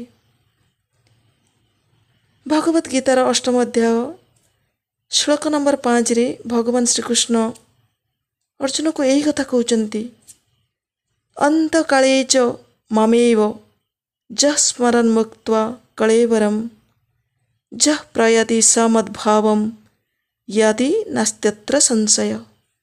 ଅର୍ଥାତ୍ ଅନ୍ତକାଳ ହେଲେ ବି ଯିଏ ମୋତେ ସ୍ମରଣ କରେ ତାକୁ ମୋର ସ୍ୱରୂପ ପ୍ରାପ୍ତ ହୁଏ। ଠିକ୍ ସେହିପରି ଏପରି ଏକ ପରିସ୍ଥିତି ଉପୁଜିଲା।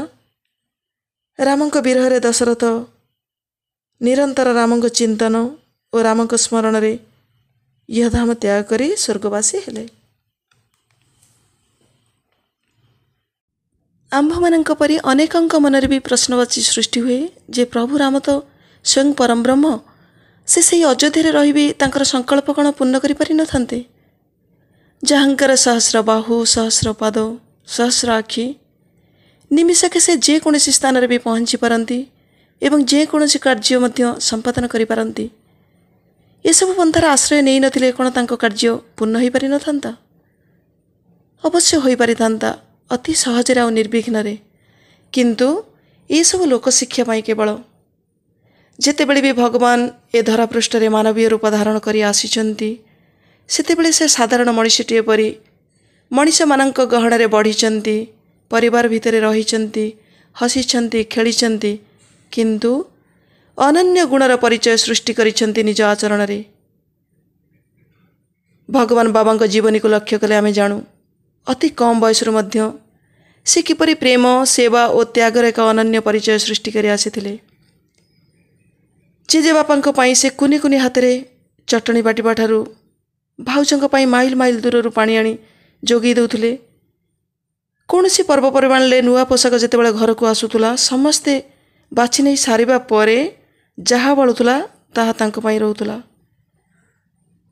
ଏସବୁ ପଛରେ କି ଅନ୍ତର୍ନିହିତ ତାତ୍ପର୍ଯ୍ୟ ଲୁଚି ରହିଥିଲା?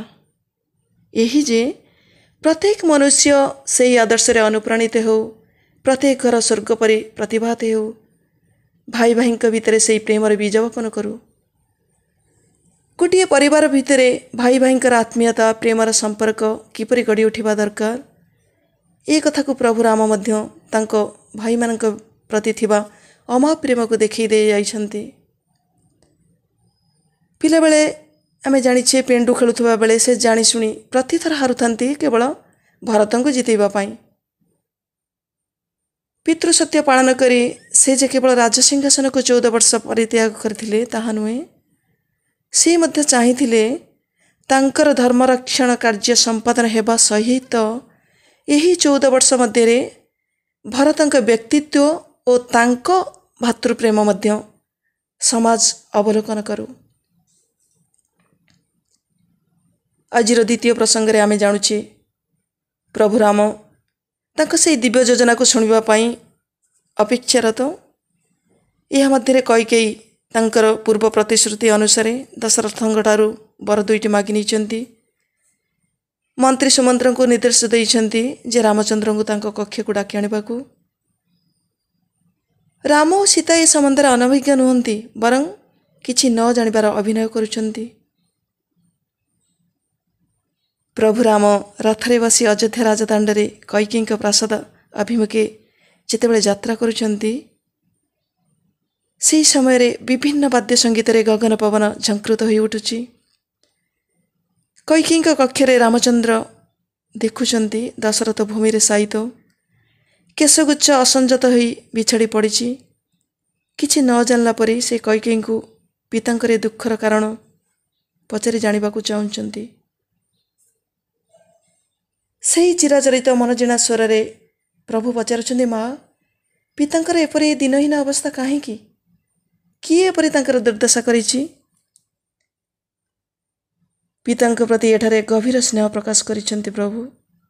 ସେ କହୁଛନ୍ତି ପିତାଙ୍କର ଦୁଃଖ ଦୂର କରିବା ପାଇଁ ଯେତେ କଷ୍ଟ ହେଲେ ମଧ୍ୟ ମୁଁ ଯେକୌଣସି କାମ କରିବା ପାଇଁ ପ୍ରସ୍ତୁତ। ତାଙ୍କର ଆଦେଶ ମୁଁ ବିନା ପ୍ରତିବାଦରେ ମୁଣ୍ଡପାତି ମାନିନେବି। ଯେପରି ନଚିକେତା ପିତାଙ୍କ ମୁହଁରୁ ଅଜାଣତରେ ବାହାରିଥିବା ଗୋଟିଏ ମାତ୍ର ଶବ୍ଦରୁ ଯା ଯେ ମୁଁ ତୋତେ ଯମକୁ ଦେଇଦେଲି, ଆପଣ ମୋତେ ତାଙ୍କୁ ଅର୍ପଣ କରିବା କଥା କହିକି କାହିଁକି ସତ୍ୟ ରଖୁନାହାନ୍ତି କହି ସିଧା ନଚିକେତା ଚାଲିଲେ ଯମଙ୍କ ପାଖକୁ। ଏଇମାନେ ହେଉଛନ୍ତି ପ୍ରକୃତରେ ସତ୍ୟସନ୍ଧ ପୁତ୍ର। ପିତାଙ୍କ ମୁହଁରୁ ବାହାରୁଥିବା ପ୍ରତିଟି ଶବ୍ଦକୁ ଅକ୍ଷରେ ଅକ୍ଷରେ ମାନିବାକୁ ସେମାନେ ପ୍ରସ୍ତୁତ ଥିଲେ।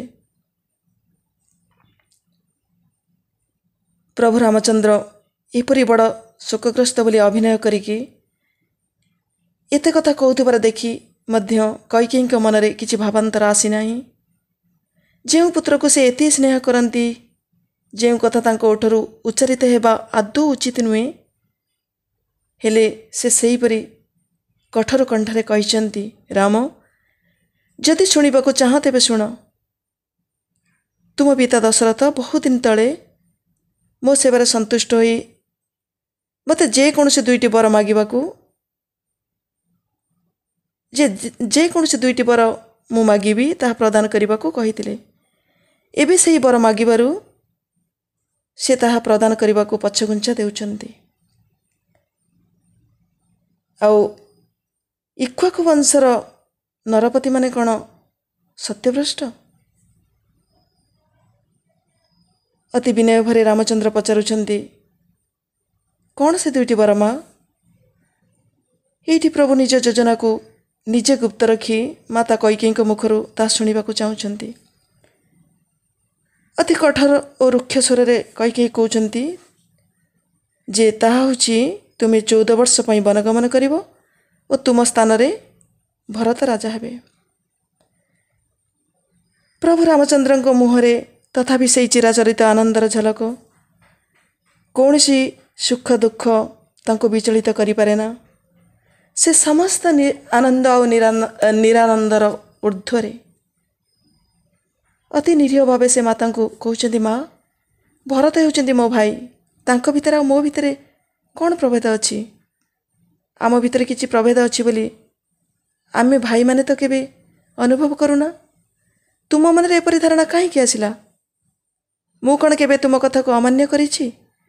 ମୋ ସ୍ଥାନରେ ମୋ ସାନ ଭାଇ ରାଜା ହେବାରେ ଅସୁବିଧା କେଉଁଠି ଅଛି ମା? ଏକଥା ମୋତେ ପ୍ରାରମ୍ଭରୁ ଯଦି କହିଥାନ୍ତେ ମୁଁ ତ ହସି ହସି ସ୍ୱୟଂ ମୋ ସାନ ଭାଇକୁ ନିଜ ହାତରେ ରାଜାର ମୁକୁଟ ପିନ୍ଧେଇ ଦେଇଥାନ୍ତି। ମୋ ପିତାଙ୍କର ଅବସ୍ଥା ଆଜି ଏପରି କାହିଁକି ହୋଇଥାନ୍ତା? ରାମଚନ୍ଦ୍ର ନିଜ ପିତାଙ୍କର ଏ ଅବସ୍ଥା ପାଇଁ ନିଜକୁ ହିଁ ଦୋଷ ଦେଉଛନ୍ତି ଯେ ମୁଁ ହେଉଛି ସେହି ହତଭାଗ୍ୟ ଯିଏକି ଏପରି ସ୍ନେହଶୀଳ ପିତାଙ୍କର ଦୁଃଖର କାରଣ ବୋଲି ସେ ନିଜକୁ ଧିକ୍କାର କରୁଛନ୍ତି। ଅସହାୟ ଦଶରଥ ଶଯ୍ୟାରେ ପଡ଼ି ରହି କୈକେୟୀଙ୍କର ଏ ହୃଦୟଭେଦୀ ନିଷ୍ଠୁର ବାକ୍ୟ ସହ୍ୟ କରିପାରୁନଥାନ୍ତି। ନିଜକୁ ସମ୍ଭାଳି ନପାରି ଏକ ଅସ୍ପଷ୍ଟ କ୍ରୋଧରେ କୈକେୟୀଙ୍କୁ ପାଷାଣୀ ହୃଦୟ, ବିଶ୍ୱାସଘାତିକୀ ରାକ୍ଷସୀ ବୋଲି କହି ଚେତନା ହରାଇ ପଡ଼ିଯାଉଛନ୍ତି। ରାମଚନ୍ଦ୍ର ଅତି କୋମଳ ସ୍ୱରରେ ପିତାଙ୍କୁ ସାନ୍ତ୍ୱନା ଦେଉଛନ୍ତି। ଏହି ସାମାନ୍ୟ ଟିକିଏ କଥା ପାଇଁ ଏତେ ଦୁଃଖୀ ନ ହେବାକୁ। ରାମଙ୍କର ସେହି ମନଜିଣା କୋମଳ କଣ୍ଠର ପିତା ବୋଲି ଡାକପଦଟି ଶୁଣି ଉଜାଣି ନଈପରି ତାଙ୍କ ନୟନରୁ ଅଶ୍ରୁଧାର ଛୁଟିବାରେ ଲାଗିଛି। ରାମ ବୋଲି ପଦଟିଏ କହି ସେ ଅଟକି ଯାଇଛନ୍ତି। କୁହରେ ତାଙ୍କର କଣ୍ଠରୁଦ୍ଧ ହୋଇଯାଇଛି ଓ ସେ ଚେତନା ଶୂନ୍ୟ ହୋଇ ପଡ଼ିଯାଇଛନ୍ତି। ରାମ କୈକେୟୀଙ୍କୁ ଚାହିଁ କହୁଛନ୍ତି, ମା, ତୁମେ ଯାହା ଚାହୁଁଛ ତାହା ଅବଶ୍ୟ ପାଳିତ ହେବ। ମୋର ପିତା ଯେଉଁ ଶପଥ କରିଛନ୍ତି ତାର ପାଳନ କରିବାର ଦାୟିତ୍ୱ ମୁଁ ଅତ୍ୟନ୍ତ ଆନନ୍ଦ ଚିତ୍ତରେ ବରଣ କରୁଛି। ସେ କେବଳ ମୋର ପିତା ନୁହନ୍ତି, ସେ ମୋର ଗୁରୁ ଓ ମାର୍ଗଦ୍ରଷ୍ଟା। ତାଙ୍କୁ ଆନନ୍ଦ ଦେବାଠାରୁ ମୋର ଆଉ ବଡ଼ କର୍ତ୍ତବ୍ୟ କିଛି ବି ନାହିଁ। ଅସହ୍ୟ ବେଦନାରେ ଦଶରଥଙ୍କ ଓଠରୁ ଶବ୍ଦଟିଏ ମଧ୍ୟ ସ୍ଫୁରୁ ନଥାଏ। ପ୍ରଭୁ ରାମ ପରିସ୍ଥିତିକୁ ଜାଣି ପିତାଙ୍କୁ ଅନେକ ସାନ୍ତ୍ୱନା ଦେଇ ନୀରବରେ କୈକେୟୀଙ୍କ ପ୍ରାସାଦରୁ ସିଧା ଚାଲିଛନ୍ତି କୌଶଲ୍ୟାଙ୍କ ପ୍ରାସାଦ ଅଭିମୁଖେ। ଏ ସମୟରେ ମାତା କୌଶଲ୍ୟା ନିଜ ପୁତ୍ରର ପବିତ୍ର ଓ ଆନନ୍ଦଭରା ଦିନ ପାଇଁ ସକାଳୁ ସକାଳୁ ପୂଜା ଅର୍ଚ୍ଚନାରେ ଲାଗିଯାଇଛନ୍ତି। ରାମଙ୍କୁ ଦେଖି ତାଙ୍କୁ କୋଳ କରିବାକୁ ସେ ଦୌଡ଼ି ଆସୁଛନ୍ତି। ଏହା ଭିତରେ କ'ଣ ସବୁ ଘଟିଯାଇଛି ତାହା ତାଙ୍କୁ ଅଜଣା। ରାମ ତାଙ୍କୁ ଅତି ସ୍ନେହରେ ଯେ ପିତାଙ୍କ ନିର୍ଦ୍ଦେଶରେ ଦଣ୍ଡକାରଣ୍ୟକୁ ଯାତ୍ରା କରିବାର ସମୟ ଆସିଛି ବୋଲି କହିବାରେ ସରଳମନା କୌଶଲ୍ୟା ଲେସ୍ ମାତ୍ର ବୁଝିପାରୁନଥାନ୍ତି। ସେ ଆଶ୍ଚର୍ଯ୍ୟଚକିତ ହୋଇଯାଉଛନ୍ତି ଆଉ ପୁତ୍ରକୁ ସ୍ନେହରେ ଆଲିଙ୍ଗନ କରିକି କହୁଛନ୍ତି, ବାବୁରେ, ତୁ ଏସବୁ କ'ଣ କହୁଛୁ? ମୁଁ କିଛି ବୁଝିପାରୁନି। ଏ ଶୁଭ ମୁହୂର୍ତ୍ତରେ ଏମିତି ଅଶୁଭ କଥା ତୁଣ୍ଡରେ ନ ଧରିବାକୁ ସେ ତାଙ୍କୁ ବାରଣ କରୁଛନ୍ତି। ଯେତେବେଳେ ପ୍ରକୃତ ଘଟଣା ସେ ଜାଣୁଛନ୍ତି, କୌଶଲ୍ୟା ଚଟାଣ ଉପରେ କଚାଡ଼ି ହୋଇ ପଡ଼ିଯାଉଛନ୍ତି। ମୁଣ୍ଡରେ ହାତ ଦେଇ ଅତି ବ୍ୟାକୁଳ ଭାବରେ ବିଳାପ କରୁଛନ୍ତି, ହାୟ, ମୋର ଏ କୋମଳମତୀ କିଶୋର ପୁତ୍ର ବଣକୁ ଯିବ, ମୁଁ ତାକୁ ଦଣ୍ଡେ ନ ଦେଖି ବଞ୍ଚିବି କେମିତି? ଯେପରି ଧେନୁ ଚରାଇବାକୁ ଯାଇ କିଶୋର କୃଷ୍ଣ ଗୋଟିଏ ଦିନ ମାତ୍ର ସନ୍ଧ୍ୟା ପୂର୍ବରୁ ନ ଫେରିବାରୁ ଯଶୋଦାଙ୍କ ମାତୃ ହୃଦୟ ବିଳାପରେ ସନ୍ତୁଳିତ ହୋଇଛି। ସେ କୃଷ୍ଣଙ୍କୁ ଝୁରୁ ଝୁରୁ ଗାଉଛନ୍ତି, ନେଲୁ ନାହିଁ କାହିଁ ପାଇଁ ତୋ କଠଉଛତା, ବନେ କଣ୍ଟା ଲାଗି ହୁଏ ମୃଦୁ ପଦ ଚିନ୍ତା, ମୋ କଳା ମାଣିକରେ ଡରୁଥାଉ ଅନ୍ଧାରକୁ ରଖି ଯାଉ ଗୋରୁ, ଜନକ ଜନନୀ ସୁଖ କାହିଁ ପାଇଁ ସାରୁ, ମୋ କଳା ମାଣିକରେ। ମାତା ଯଶୋଦା ବନ୍ୟର ଭୟଙ୍କର ଜୀବଜନ୍ତୁଙ୍କ କଥା ଭାବି ନେଇ ଶିହରି ଉଠୁଛନ୍ତି। କାଳେ ମୋ ପୁତ୍ରର କିଛି ଅଘଟଣ ଘଟିଗଲା କି? ତା ପାଦରେ କଣ୍ଟା ଫୁଟି ରକ୍ତ ଝରୁ ନାହିଁ ତ? ଠିକ୍ ସେହିପରି ମାତା କୌଶଲ୍ୟା ରାମଙ୍କର ବନଗମନ କଥା ଶୁଣି ଭୟରେ ଶିହରି ଉଠୁଛନ୍ତି ଯେ କେମିତି ତାଙ୍କ ପୁତ୍ର ଭୟଙ୍କର ଜଙ୍ଗଲରେ ଜୀବଜନ୍ତୁ ଓ ରାକ୍ଷସମାନଙ୍କ ଗହଣରେ ସୁରକ୍ଷିତ ରହିପାରିବ। ସେ କିପରି ଦୀର୍ଘ 14 ବର୍ଷ କାଳ ନିଜ ପୁତ୍ର ମୁଖ ଦର୍ଶନ ନ କରି ବଞ୍ଚି ରହିପାରିବେ। ଏହିପରି ମୁଣ୍ଡରେ ହାତ ରଖି ଅତି ବ୍ୟାକୁଳ ଭାବରେ ବିଳାପ କରୁଛନ୍ତି ମାତା କୌଶଲ୍ୟା। ପ୍ରଭୁ ରାମଚନ୍ଦ୍ର ମାଙ୍କୁ ଅନେକ କୋମଳ କଥା କହି ସାନ୍ତ୍ୱନା ଦେବାରେ ଲାଗୁଛନ୍ତି। ତୃତୀୟ ଅଧ୍ୟାୟର ପ୍ରସଙ୍ଗରେ ଆମେ ଏହିପରି ଉପଲବ୍ଧି ପାଉ। ରାମଚନ୍ଦ୍ରଙ୍କର ବନବାସର ଖବର ତୁଣ୍ଡବାଇଦ ପରି କ୍ଷଣିକରେ ସହସ୍ର ସହସ୍ର ଯୋଜନା ବ୍ୟାପି ଯାଇଛି। ଲକ୍ଷ୍ମଣଙ୍କ ପ୍ରତି ଏହା ଅତ୍ୟନ୍ତ ଅସହ୍ୟ ହୋଇ ଉଠିଛି। ସେ ନିଜର କ୍ରୋଧକୁ ସଂଯତ କରିପାରୁନାହାନ୍ତି। ଆଉ ନିଜକୁ ସମ୍ଭାଳି ନ ପାରି ନିଜ ଛାତିରେ ହାତ ରଖି କହୁଛନ୍ତି ଯେ ମୁଁ ଏହାକୁ ଗ୍ରହଣ କରିପାରିବି ନାହିଁ। ଗୋଟିଏ ସାମାନ୍ୟ ସ୍ତ୍ରୀ ଲୋକର କଥାରେ ରାମ ରାଜ୍ୟ ଛାଡ଼ି ବଣକୁ ଯିବେ, ଏହାକୁ ମୁଁ ସହ୍ୟ କରିପାରିବି ନାହିଁ। ପିତା ବୃଦ୍ଧ ହୋଇଥିବାରୁ ତାଙ୍କର ମାନସିକ ସ୍ଥିରତା ନାହିଁ। ଆଉ ସେ ଇନ୍ଦ୍ରିୟ ଲାଳସାରେ ଦାସ ହୋଇ କୈକେୟୀଙ୍କ ରୂପର ମୋହରେ ବନ୍ଧା। ସେଥିପାଇଁ ତାଙ୍କ କର୍ମର ଫଳାଫଳ ବିଚାର କରିବାକୁ ସେ ଅକ୍ଷମ। ତେଣୁ ଏଭଳି ପିତା ଯେଉଁ ଆଜ୍ଞା ଦିଅନ୍ତି ସେସବୁ ମାନିବା ଉଚିତ ନୁହଁ। ଏହା ଶୁଣି ପ୍ରଭୁ ରାମଚନ୍ଦ୍ର ଜୀବନର ବୋଧେ ପ୍ରଥମ ଥର ପାଇଁ ଅତ୍ୟନ୍ତ କଠୋର ସ୍ୱରରେ ଲକ୍ଷ୍ମଣଙ୍କୁ ନିଜ ପିତାମାତାଙ୍କ ପ୍ରତି ଏହିପରି କୁବ୍ୟବହାର ଓ କୁଚିନ୍ତା ପୋଷଣ ନ କରିବାକୁ ଇଙ୍ଗିତ ଦେଇଛନ୍ତି। ସେ ମାତା କୈକେୟୀ ଓ ନିଜ ପିତାଙ୍କୁ ଆଦୌ ଦୋଷାରୋପ କରିନାହାନ୍ତି। ରାଜା ହୋଇଥିଲେ ଯେପରି ବ୍ୟବହାର କରିଥାନ୍ତେ, ବନବାସର ଆଜ୍ଞା ଶୁଣିବା ପରେ ବି ପ୍ରଭୁ ରାମଚନ୍ଦ୍ର ନିଜ ମାତା ପିତାଙ୍କ ପ୍ରତି କୌଣସି ନକାରାତ୍ମକ ଚିନ୍ତାଧାରା ପୋଷଣ କରିନାହାନ୍ତି। ଲକ୍ଷ୍ମଣଙ୍କୁ ବୁଝାଇବାକୁ ଯାଇ କହିଛନ୍ତି, ମାତା କୈକେୟୀ ଆମର ସର୍ବଦା ପୂଜନୀୟା। ସେ ଯେଉଁ 2ଟି ବର ମାଗିଛନ୍ତି ସେଥିରେ ତାଙ୍କର କୌଣସି ଭୁଲ ନାହିଁ। ଏବଂ ଲକ୍ଷ୍ମଣଙ୍କୁ ବୁଝାଉଛନ୍ତି ଯେ ମାତା କୈକେୟୀ ତାଙ୍କୁ କେତେ ଅଧିକ ସ୍ନେହ କରନ୍ତି। ଏପରି ଜଣେ ମହିଷୀ ମାତା ଯେତେବେଳେ ଏପରି ବର ମାଗିଛନ୍ତି, ଏ ଘଟଣା ପଛରେ ନିଶ୍ଚୟ କିଛି ଦୈବୀ ସଂକେତ ଅଛି। ପରୋକ୍ଷରେ ଏହା ଯେ ତାଙ୍କରି ଯୋଜନାର ଅଂଶବିଶେଷ ସେ ଲକ୍ଷ୍ମଣଙ୍କୁ ସୂଚନା ଦେଉଛନ୍ତି। ରାମ ଏପରି କହୁଥିବା ବେଳେ ଲକ୍ଷ୍ମଣଙ୍କ ମନରେ ଝଡ଼ ସୃଷ୍ଟି ହେଉଥିଲା।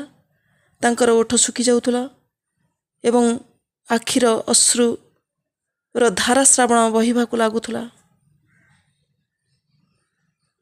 କ୍ରୋଧରୂପୀ ରାକ୍ଷସକୁ ସଂଯତ କରିବାକୁ ପ୍ରଭୁ ରାମଚନ୍ଦ୍ର ଲକ୍ଷ୍ମଣଙ୍କୁ ନିର୍ଦ୍ଦେଶ ଦେଲେ।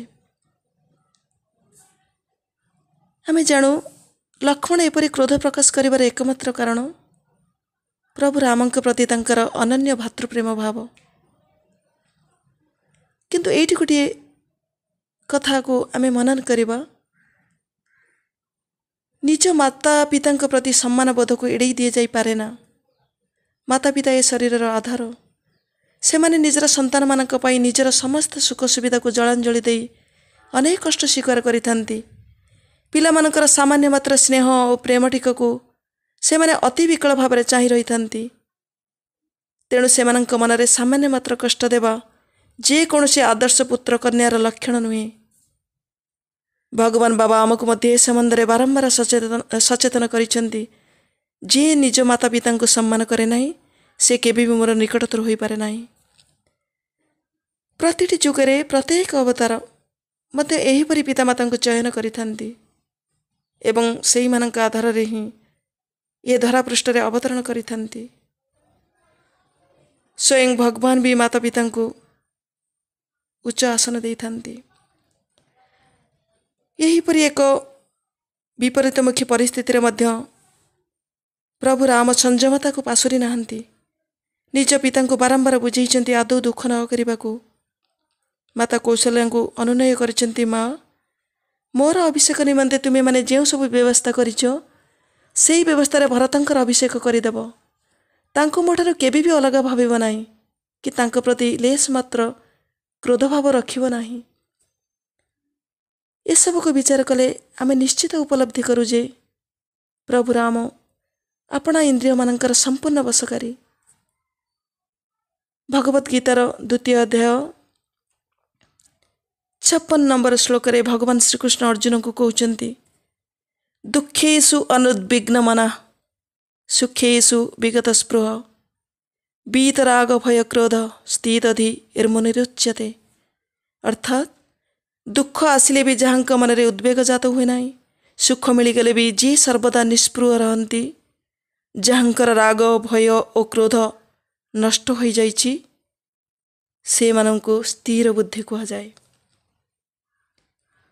ठीक सेहीपरि स्थित प्रज्ञ भावर मूर्तिमंत प्रतीक थिले प्रभु राम। प्रत्येक मनुष्य मानक पई जहा धर्म ताहा पालन करने को लक्ष्मण को से बुझाइछन्ति। केवल धर्मर परिपालन रे ही अर्थ काम और मोक्ष यही 3 पुरुषार्थ मिल पारिबो बोली से सूचना दैछन्ति। पिता दशरथ किपरि एक परिस्थिति रे पड़ी मते बण को पठाइबार आज्ञा दैछन्ति, ताकू पालन करिबा मो पुत्र रूपे एहा मोर परम धर्म। एही परिस्थिति रे पितांक संतापित मन को बुझिबा पई चेष्टा करिबा जे पुत्रर कर्तव्य से लक्ष्मण को बुझाइछन्ति। बड़ भाईंकर ए आशीर्वचन शुणी शेषर लक्ष्मण स्थिरता लाभ करिछन्ति एवं अनुनय होइछन्ति तांको मध्य सांगरे नेबाकू। लक्ष्मण जानती राम जेउठी अयोध्या सेठी, जेउठी स्वयं परम ब्रह्म सेठी स्वर्ग। से रामंक ठाରୁ गोटिए मुहूर्त मात्र विच्छिन्न होई रही पारु नथिले। राम थिले तांक जीवनर अविच्छेद्य अंग आउ तांक प्राणर स्पंदन। रामंकटारे थिबा दैवत को से उपलब्धि करथिले आउ सेथिपई से पाइथिबा सुजोग को कदापि हाथ छड़ा करने को चाहू नथिले। मंथरा और कैकेयी को आधार करी प्रभु राम आमको यह ही शिक्षा करने को देइछन्ति जे मंथरा ईर्षार प्रतीक। ईर्षा क्रोध और घृणा यह हूँ नरकर द्वार। यह कैकेयी परि क्षीण दुर्बल युक्त मन को अनायास कबलित करें और निज भितर थिबा मूल्यबोध को आहुरी तल को चापी धरे। यह भगवान का अनुग्रह वंचित करे एवं तांकठारु दूरे निए बहु दूर को। निज हाथ पांतारे थिबा प्रकृत सुख को जीए दूरे दिए ताठारु हतभाग्य आउ किए बा अछि। कैकेयी माध्यम आमको यही शिक्षा मिले जे स्वयं परमब्रह्म को निज सम्मुख रे अति निकट रे पाइबी से किपरि ए दुर्लभ सुजोग को हरई थिले। ठीक सेहीपरि भगवान आम प्रति अशेष करुणार कृपा वृष्टि करी आसुथिले भी आमे मध्य अनेक समय से प्रति दृष्टि को आड़े तुच्छ कामनार परितृष्टि पई भगवान को प्रार्थना करूँ, प्रभु मते यही कथाटी दियो, मते सेठी दियो, एइटी मोर काहेकि हेलानी, सेठी मोर काहेकि हेलानी इत्यादि। सेथिपई व्याकुल हेउ लुह गड़ाऊ। सेही कैकेयी परि आमे मध्य तांको प्रकृत रे केउ बर पई प्रार्थना करिबा दरकार सेठी को भूली जाऊ एवं आउ अन्य किछि मागी थाऊ। एइटी भगवान का सह जड़ित गोटे कथा उल्लेख करने को चाहिए। भगवान जड़े परम भक्त सिंक्लेयर तांको पत्नी सह बाबा को दर्शन करिवार अभिलाष नहीं भारत आसुचंती। गोटे एक्सीडेंट रे तांकर पत्नीकर मृत्यु हो जाइछि। तथापि ए पार्थिव दुख को भूली से भगवान को निकट को आसीचंती। भगवान तांको इंटरव्यू रूम को डाकुचंती एवं पचारुचंती, Sinclair what do you want, तुम्हें कौन चाह? सिंक्लेयर उत्तर देउचंती, प्रभु मु कौन चाहिबी, मो पई मोर कर्म योजना आपण कौन निर्धारित करिसंती ताहा ही मते प्रदान करंतु। से सेठी तांकर पत्नी का जीवन मध्य भिक्षा करि पारि थांते, हेले सेमिति करि नाहंती। कारण से जानती ये शरीर क्षयशील, आज नहले भी काली को नथिबो। सेही परमार्थिक अवस्था प्राप्ति पाई तांको जेउ मार्ग रे जीवाको हेबो से भगवान को से ही मागिचंती। ठीक आमे मध्य एही परि बर मागु बोली भगवान आम ठारू आशा करंती।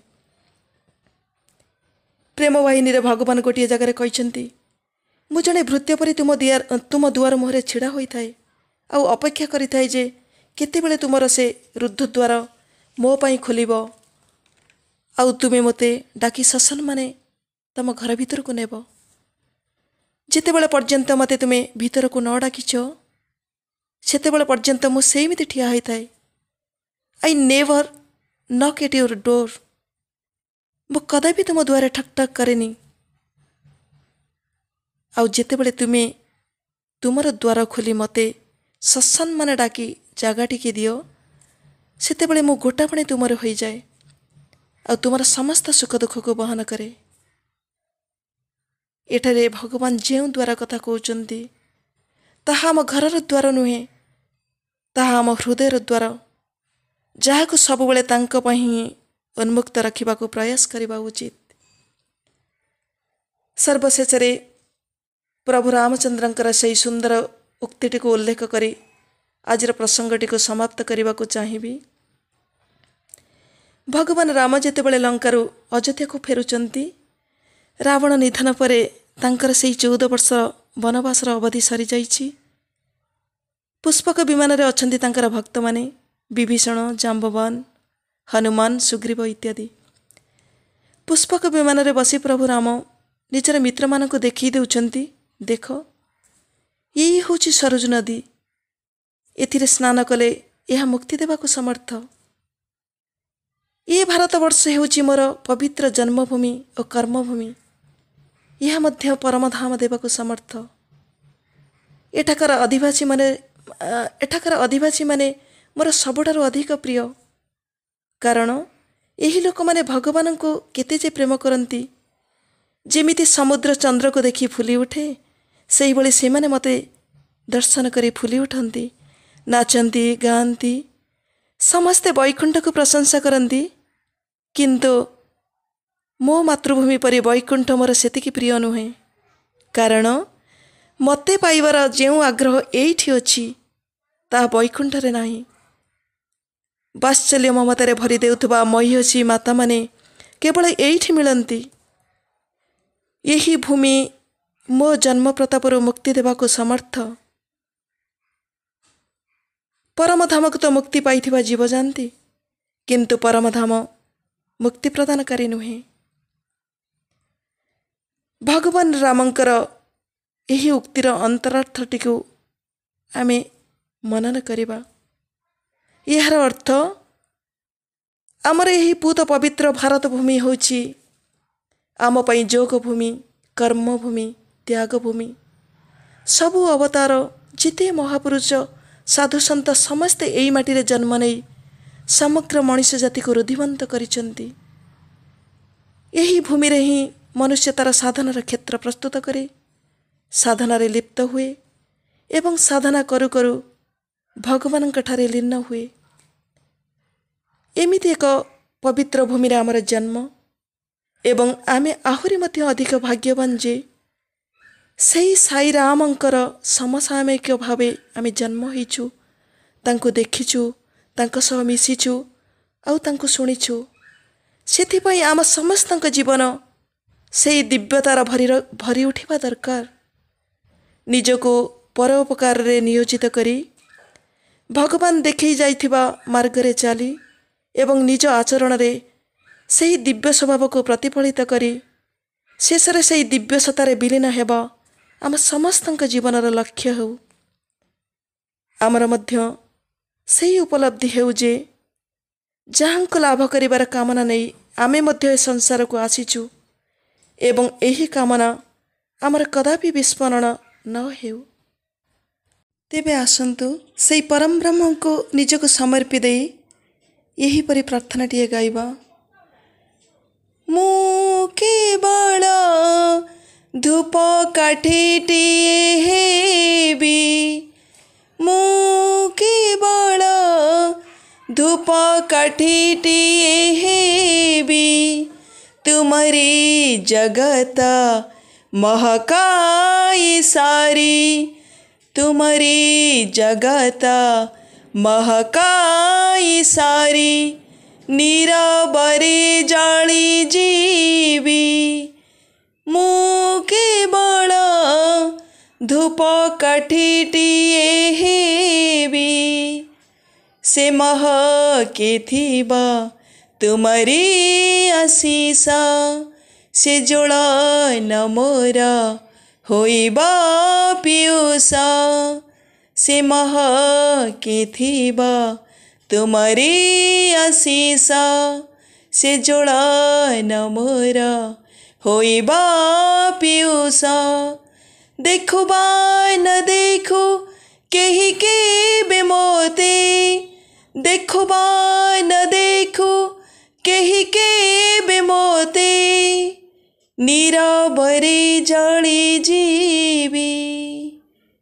ମୁଁ କେବଳ ଧୂପକାଠିଟିଏ ହେବି, ସଜ ଫୁଟା ଫୁଲ ହେବି ତୁମ ଲାଗି, ଚରଣେ ଶରଣ ନେଲି ତେଣୁ ମାଗି, ସଜ ଫୁଟା ଫୁଲ ହେବି ତୁମ ଲାଗି, ଚରଣେ ଶରଣ ନେଲି ତେଣୁ ମାଗି।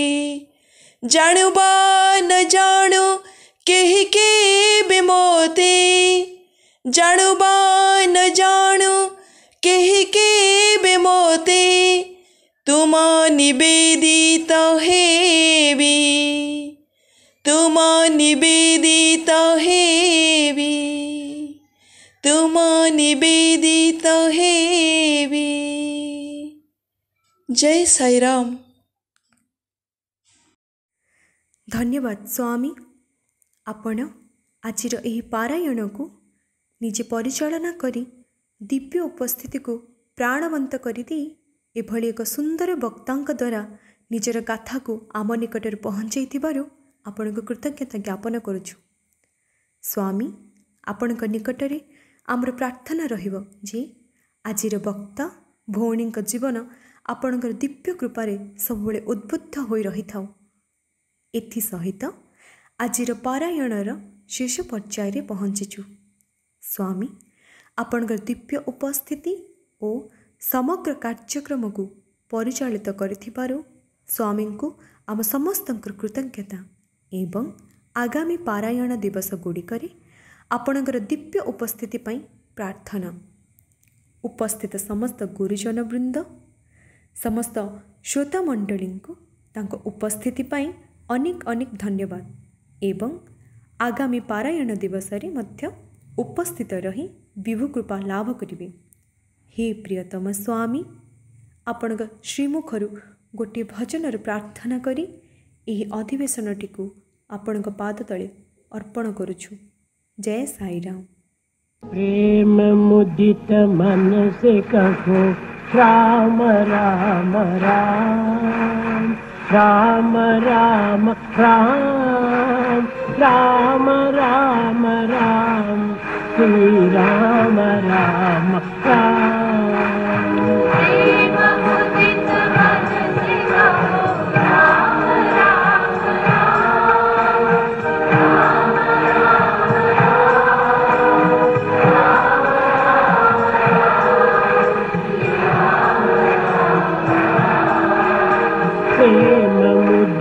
मन से कहो राम राम राम, राम राम राम, राम राम राम, श्री राम राम राम।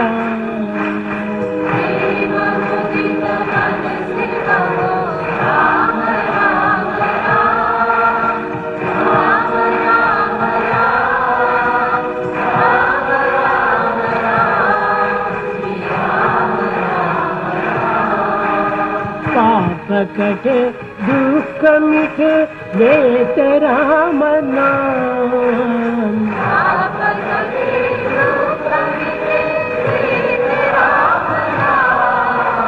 भव समुद्र सुखद नाव एक राम नाम,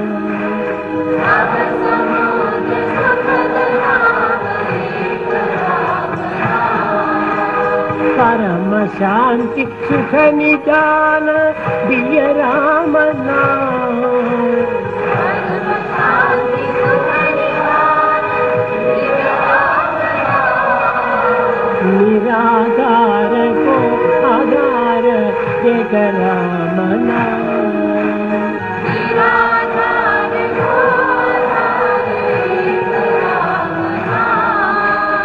माता पिता बंधु सखा सब ही राम नाम।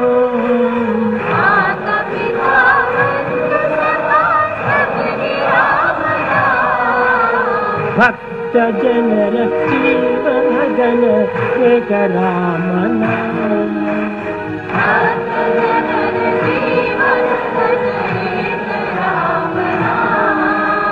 भक्त जनर जीवन गण एक राम नाम।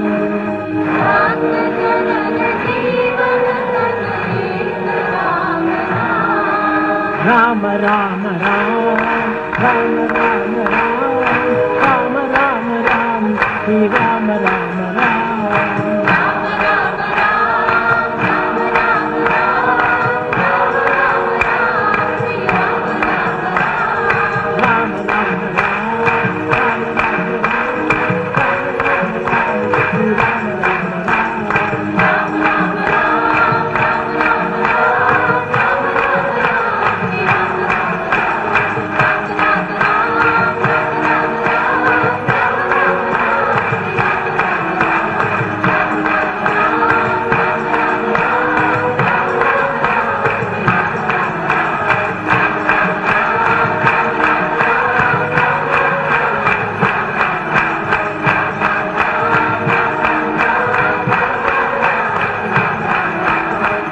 राम राम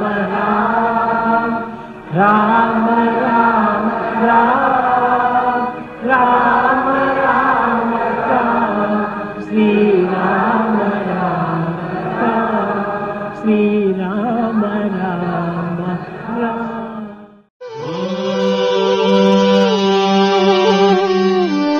शांति शांति शांति समस्त लोकाः सुखिनो भवन्तु।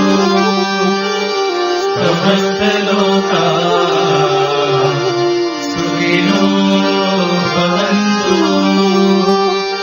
समस्त लोकाः सुखिनो भवन्तु।